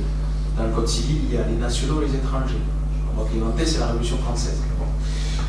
Donc, les nationaux et les étrangers, il y a deux catégories. Et l'INSEE fait justement ces catégories-là dans le cadre de ces études et de ces points. Voilà. Et effectivement, quand on a vu que 65% des demandeurs d'emploi en centre-ville sont étrangers, ça nous a interrogés, puisque vous êtes d'ailleurs les premiers à nier la réalité. Alors je dis que la réalité vous gêne parce qu'elle fait voler en éclat votre idéologie, mais que justement, si on veut être efficace dans nos politiques publiques, il ne faut pas nier les réalités socio-économiques, il faut les mettre toutes sur la table. Et si on veut justement favoriser l'employabilité des étrangers du centre-ville, il faut prendre en compte le fait que beaucoup d'entre eux sont au chômage. Qui dit chômage dit précarité, et qui dit exclusion. Ils sont là aujourd'hui, on doit donc les intégrer par l'emploi en premier lieu. Donc pour cela, il faut que ce soit inscrit noir sur blanc dans le contrat de ville. Parce que si personne ne l'inscrit, tout le monde va l'occulter, peut-être par idéologie, mais moi je ne fais pas d'idéologie. Je prends les chiffres de l'INSEE, je les mets tels quels pour que les services de l'État et les collectivités partenaires de ce contrat de ville puissent effectivement travailler avec les associations pour que les étrangers qui vivent notamment en centre-ville et dans le quartier du Sarlat puissent progressivement aller vers l'emploi. Parce qu'on aura du coup une sociologie avec des gens qui ne vivront plus en dessous du seuil de pauvreté et tout le monde sera gagnant. Eux en premier lieu, évidemment, et leur dignité et leurs enfants, et puis la commune en général qui verra le niveau de vie augmenter. Donc moi je ne fais pas la politique de l'autruche. Je pense que ça fait 40 ans que dans les contrats de ville et les politiques de la ville où on balance 40 à 50 milliards d'euros, on fait la politique de l'autruche et il n'y a pas de résultat. Et d'ailleurs là-dessus, je peux vous rejoindre. Le contrat de ville existe à Moussac depuis 2015. Et quand on a fait une réunion avec l'ancienne préfète ici en salle du conseil municipal, c'est-à-dire Mme Mochet, il y a eu le rendu effectivement des objectifs et des résultats du contrat de ville. Tout est au rouge, tout. De plus en plus de pauvreté, de plus en plus de communautarisme, et ce n'était pas moi qui le disais, c'était aussi les services de l'État qui s'en inquiètent. Je vais vous livrer une anecdote. Nous avons eu une réunion en préfecture en présence du préfet, de plusieurs maires, il y avait notamment Montauban, c'était il n'y a pas très longtemps, il y avait le procureur de la République, il y avait l'éducation, on peut s'écouter, c'est quand même intéressant d'échanger là-dessus.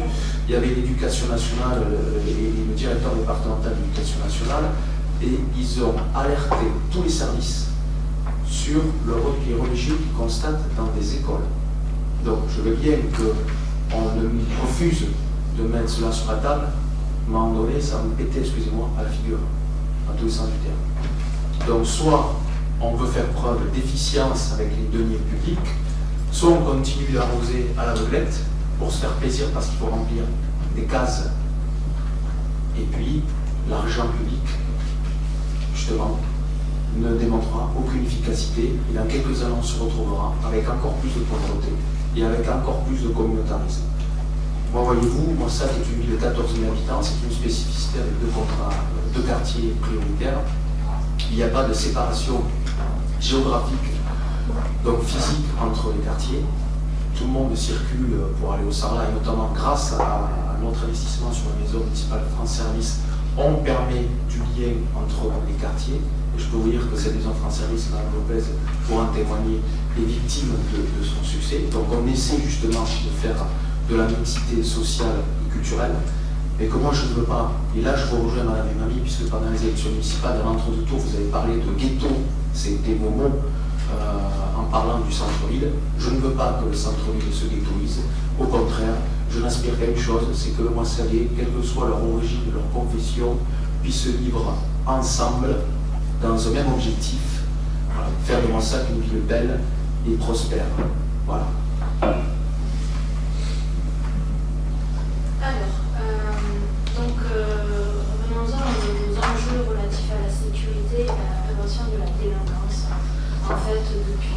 très longtemps, puisque quand nous étions élus à la majorité, nous avions pour habitude de réunir le CLSPDR, voilà, donc le Conseil local de prévention de la délinquance, avec tous les services de l'État que vous avez nommés précédemment. Voilà. Donc nous avions tous les ans, régulièrement, des chiffres de la gendarmerie, des états de ce qui se passait dans tous les domaines qui peuvent impacter la ville et les Moissagais. Et donc je me réjouis de retrouver enfin les chiffres clés de la gendarmerie nationale dans ce contrat. Chiffres qui, comme on l'a souvent répété, et c'est vraiment une inquiétude de notre part, ce qui augmente considérablement, ce sont les violences intrafamiliales qui ont doublé, qui passent de 60 à 129. Et donc c'est vraiment, je pense, la problématique majeure que nous avons sur la ville. Donc voilà, moi, mon propos était là-dessus. Bien évidemment, d'autres chiffres sont notés par la gendarmerie et c'est très bien. Donc pour une fois, nous avons des chiffres et nous nous en réjouissons. Voilà. Par contre, donc, pour revenir sur le Conseil local de sécurité et de prévention de la délinquance et de la radicalisation que vous avez mis en sommeil dès votre arrivée, nous nous réjouissons de voir que vous allez le réveiller, ce CLSPD, et que donc on va pouvoir retrouver tout le monde autour de la table et avoir à nouveau une discussion commune avec les associations, avec les services de l'État, afin que tout le monde se mette autour de la table et retrouve un petit peu de cohérence et de coordination ensemble. Alors, je vous rassure, on va même faire mieux que vous, en faire un CLSPD-R. Vous avez un CLSPD, nous on va faire un CLSPD-R lié à la radicalisation. Mais je vous rassure, vous savez, les forces de police et de gendarmerie sont en coordination régulièrement. Je fais des réunions avec le préfet, avec le sous-préfet, avec le colonel de gendarmerie de manière assez régulière tout au long de l'année. Donc ce n'est pas parce qu'il y a eu l'absence de la grande messe du CLSPD que la question de la sécurité à Moissac a été négligée. Bien au contraire. Bien au contraire, on est vigilant sur toutes ces questions et régulièrement, on travaille à la gendarmerie. Encore hier, effectivement, on a réuni les commerçants sur les questions de sécurité de cambriolage liées à Noël. Donc, la sécurité, vous savez, c'est ma priorité et je n'ai pas attendu l'existence d'un CLSPD qui, d'ailleurs, quand il existait, n'a pas forcément non plus été très efficient. Puisque je vous rappelle que la dégradation en matière d'insécurité et d'insécurité n'a cessé de s'accroître en Moissac ces dernières années. Donc je serai somme toute mesuré sur l'impact d'un CLSPD, mais en tous les cas, nous, justement, parce que je n'ai pas mis non plus de perdre du temps dans le bavardage, on a aussi d'autres choses à faire, que ce CLSPD, on fait en sorte à ce qu'il soit réellement efficace, parce que c'est vrai que le précédent ne l'était absolument pas. Et je peux vous dire que celui-ci va avoir une autre orientation, effectivement. On ne va pas réunir cette association pour savoir comment on va faire de la médiation avec la racaille. On va plutôt réunir les acteurs qui vont mettre en place toutes les solutions pour courir la vie de la racaille. Ça va être une autre philosophie de ce CLSPD. Est-ce qu'il y a d'autres questions? Oui, s'il vous plaît. En fait, ce que notre désaccord, il est sur ce point précisément. C'est qu'en fait, vous rappelez que vous êtes en lien direct avec le préfet, le sous-préfet, tous les responsables de service. Très bien, monsieur le maire. Mais sachez que vous n'êtes pas tout seul à Moissac. D'accord? Donc il y a une population, il y a des gens qui s'intéressent au fonctionnement de la ville. Il y a des associations, certes, il n'y aura pas 50 associations autour de cette table. D'accord? Il y aura des associations qui sont vraiment partie prenante et qui s'intéressent à la sécurité et au bien-être des Moissagais. Voilà, donc ne voyez pas forcément une vision négative du CLSPD. Il y a des choses, vous savez, qui peuvent venir de l'intelligence collective. Et il y a des choses qui peuvent venir des associations, il y a des choses qui peuvent venir des services avec des idées autres que les vôtres. Merci Madame l'institutrice. En tous les cas, moi je vais essayer de donner de l'efficience au CLSPD qui n'en pas ces dernières années. Le CLSPD n'a simplement que l'efficience et notre but, c'est justement d'éviter de perdre du temps, de lui donner de la consistance et ce qu'on va s'enquérir à faire. Et je vois que vous parliez de communication sur la sécurité, etc. Vous parlez beaucoup des associations, moi je pense au Moissaguet d'abord. Voilà, oui. C'est au Moissaguet que l'on doit rendre les comptes.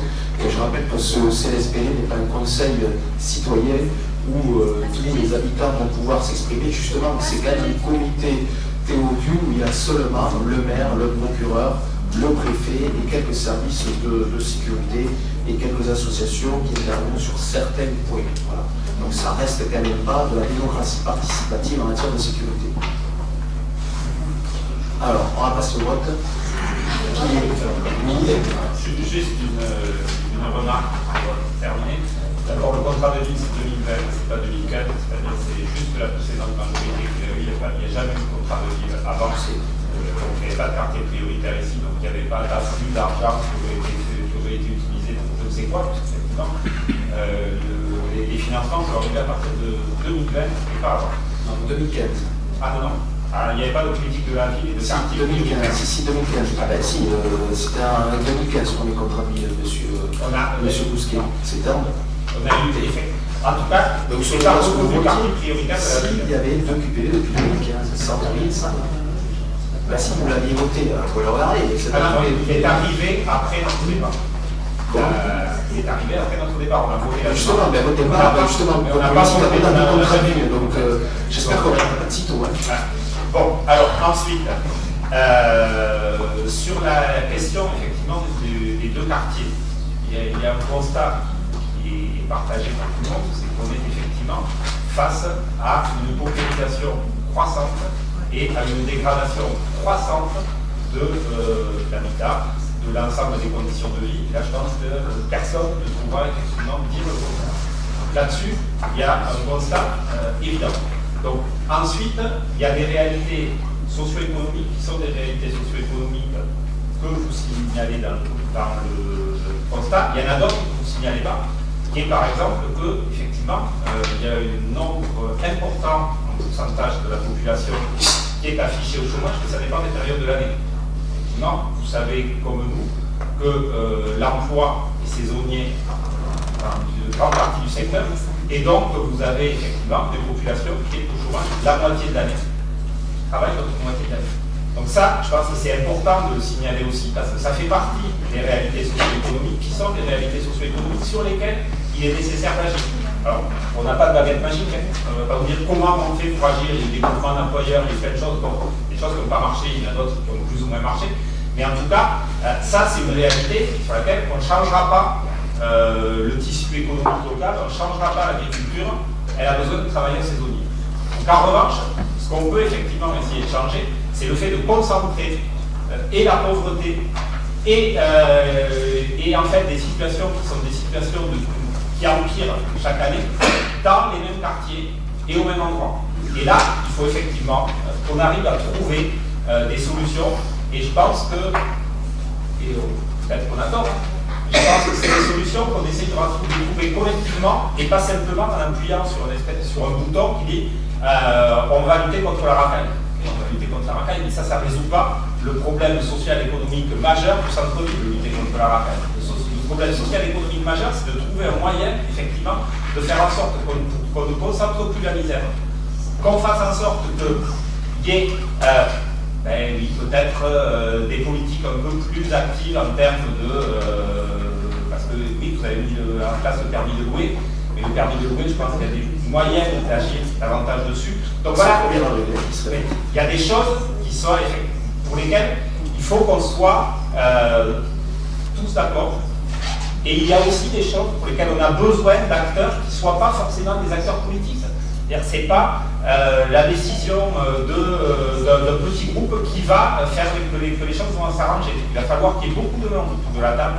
Et là-dessus, je crois que c'est avec cette mobilisation-là qu'on y arrivera. Et le constat sur la paupérisation et le fait qu'il y ait une dégradation constante, je pense qu'on le fait aussi. Mais le contrat de ville existe depuis 2015. Depuis 2015, les associations, y compris depuis notre arrivée, continuent de recevoir des subventions pour lutter en faveur de la mobilité, de l'emploi, etc., l'accès à la culture. Tout cela existe. La multiplicité des acteurs peut entraîner aussi une certaine polyphonie. C'est pour ça qu'il faut que ce CSPD ne soit pas une grand-messe avec 200 personnes autour de la table, parce que ça n'avancera pas.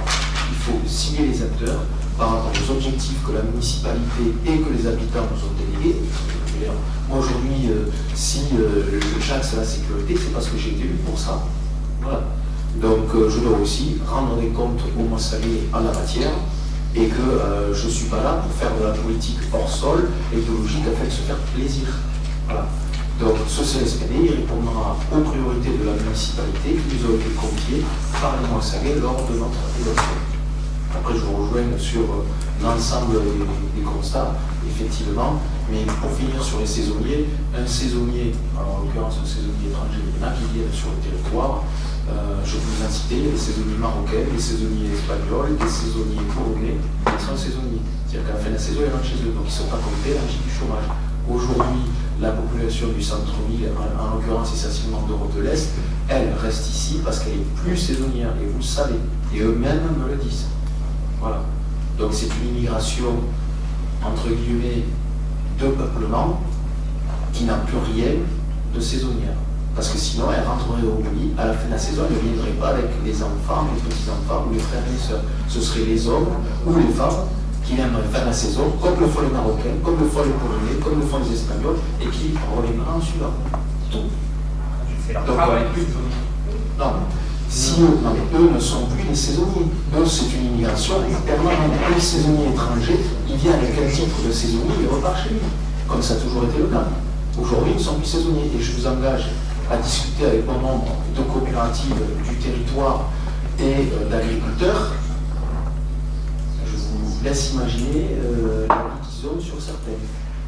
Je n'en parlerai pas ce soir, mais je vous engage à aller les voir.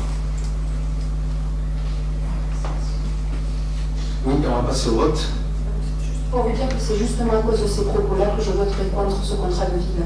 Parce que je suis élu conseillère municipale, et là, voilà, ce que vous proposez, c'est pas du tout ma vie. D'accord.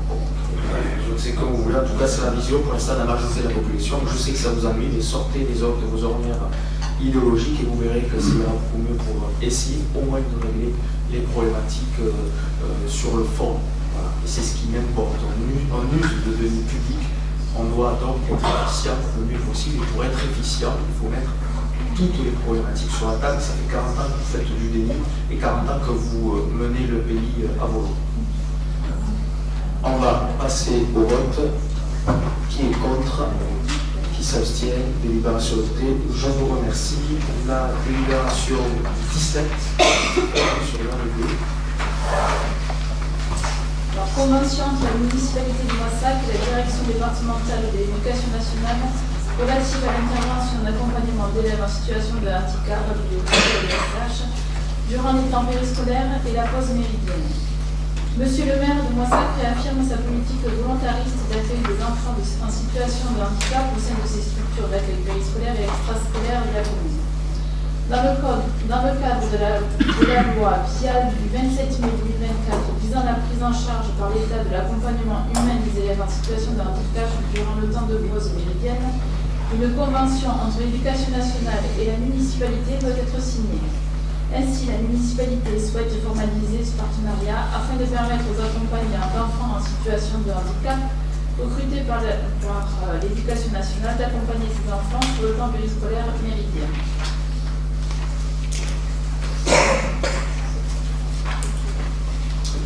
Est-ce qu'il y a des questions? Pas de questions. Donc on passe au vote. Qui est contre? Qui s'abstient? Délibération adoptée. La numéro 18. Transfert de compétence du service public vers le CCAS.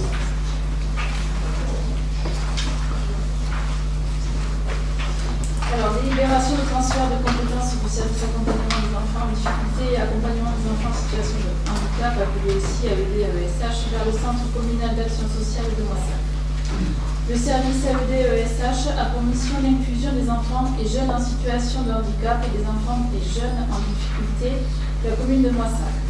Pour ce faire, il accompagne les publics sur le terrain ainsi que les équipes. Il accompagne également les familles dans leur démarche et les soutient dans leur fonction parentale.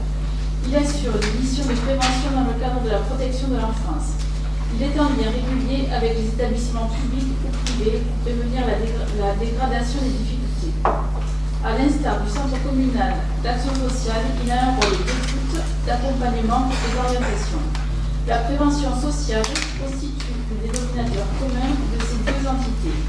Le Centre communal d'action sociale, établissement public en charge de l'action sociale sur le territoire, travaille en lien régulier avec le service AED-AESH. Le transfert de compétences permet de recentrer le personnel et les outils mis en place par la commune afin de proposer un accompagnement optimisé des familles. Le Centre communal d'action sociale sera composé d'une équipe de travailleurs sociaux au service des enfants, des jeunes et des familles en fragilité ou en risque de l'être grâce au transfert du service AED-AESH en son sein. Cette mutualisation des compétences acte la volonté de la municipalité de protéger les habitants rencontrant des difficultés du plus jeune âge au troisième âge et de proposer un accompagnement global des situations complexes. Merci Stéphanie, tu as une question? Pas de question, donc on passe au vote qui est contre, qui s'abstient, délibération adoptée.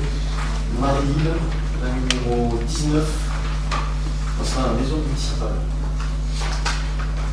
Délibération portant délégation de gestion de la maison municipale et du dispositif France Service au Centre communal d'action sociale. Monsieur le maire rappelle que la mise en place en 2023 de la maison municipale au sein du quartier prioritaire de la politique de la ville du Sarlat permet de proposer aux Moissagais des informations et des orientations vers des services publics. Un accueil généraliste est ainsi proposé à tous les publics au sein de la maison municipale. La maison municipale propose également une offre de services en matière d'outils numériques et des conseils spécifiques liés à leur utilisation. La création d'une antenne France Service en 2023 dans le quartier du Sarlat a par conséquent permis de déployer une offre de services élargie en matière d'accompagnement dans les démarches administratives. L'utilisation des plateformes digitales facilitant l'accès aux droits pour les usagers constitue en effet un axe clé dans les missions du dispositif France Service. Le Centre communal d'action sociale de Moissac, établissement public, régi par les articles L123.4 à L123.9 du Code de l'action sociale et des familles, décline la politique sociale municipale auprès des habitants de Moissac. L'ensemble des actions conduites par le CCAS participe ainsi à informer, orienter et accompagner les publics dans leurs démarches administratives et sociales. L'accès aux droits constitue par conséquent un axe majeur des missions quotidiennement mises en œuvre par le CCAS. Ainsi, l'action proposée par la maison municipale via le dispositif France Service et les missions portées par le CCAS s'inscrit en cohérence et vise un objectif commun: répondre aux besoins des publics dans la gestion de leur vie quotidienne. La maison municipale participe à offrir un premier niveau d'accueil et d'information auprès des publics en difficulté. Le CCAS effectue également un premier niveau d'accueil et assure par ailleurs une prise en charge et un suivi social renforcé des usagers vers un dispositif adapté à leur situation. Au-delà de l'objet social qui réunit ces deux entités, une continuité de parcours et d'accompagnement pourrait ainsi se mettre en œuvre et permettrait d'améliorer les modalités de prise en charge des publics. Afin de structurer l'offre de services en matière d'action sociale, d'optimiser la réponse proposée aux habitants de Moissac et de renforcer la cohérence des dispositifs d'accès aux droits portés par la collectivité, il est pertinent d'attribuer par délégation la gestion de la maison municipale et du dispositif France Service au CCAS. Monsieur le maire propose par conséquent à l'Assemblée délibérante d'acter la délégation de gestion de la maison municipale et du dispositif France Service au Centre communal d'action sociale de Moissac. Merci Marie, merci les questions. Il n'y a pas de questions, donc on passe au vote. Qui est contre?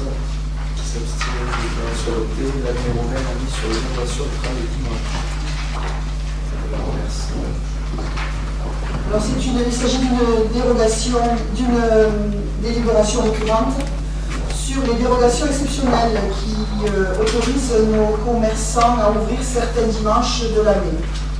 Alors, pour rappel, en 2016, 2017, 2018, La locale municipale autorisait 7 dimanches, 2019-2020, 5, puis 8 en 2021, 9 en 2022, 8 en 2023 et 9 en 2024. Pour 2025, M. le maire propose de reconduire une dérogation de 9 dimanches. Alors, à des dates particulièrement importantes pour nos commerçants, bien évidemment, il s'agit du 12 janvier, premier dimanche des soldes d'hiver, 9 février, dernier dimanche des soldes d'hiver, 22 juin, premier dimanche des soldes d'été, 20 juillet, dernier dimanche des soldes d'été, 31 août, rentrée scolaire, et tous les dimanches de décembre, le 7, le 14, le 21 et le 28. Voilà.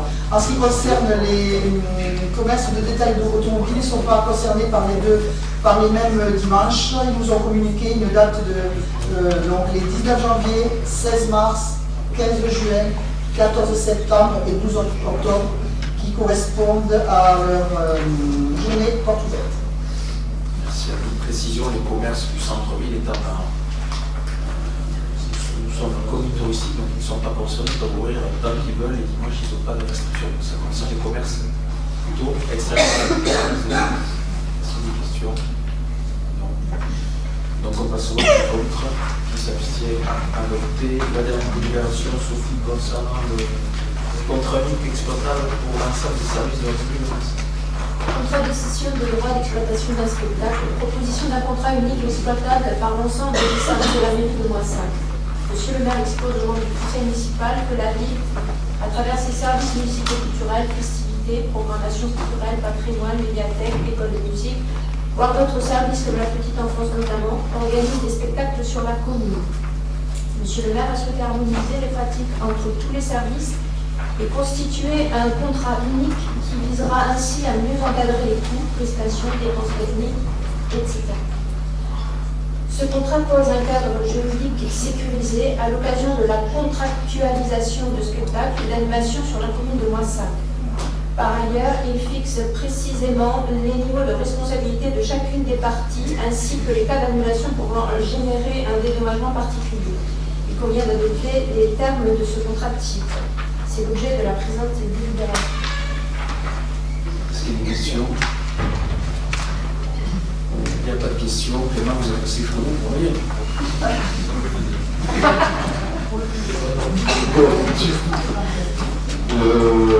On passe au vote. Qui est contre?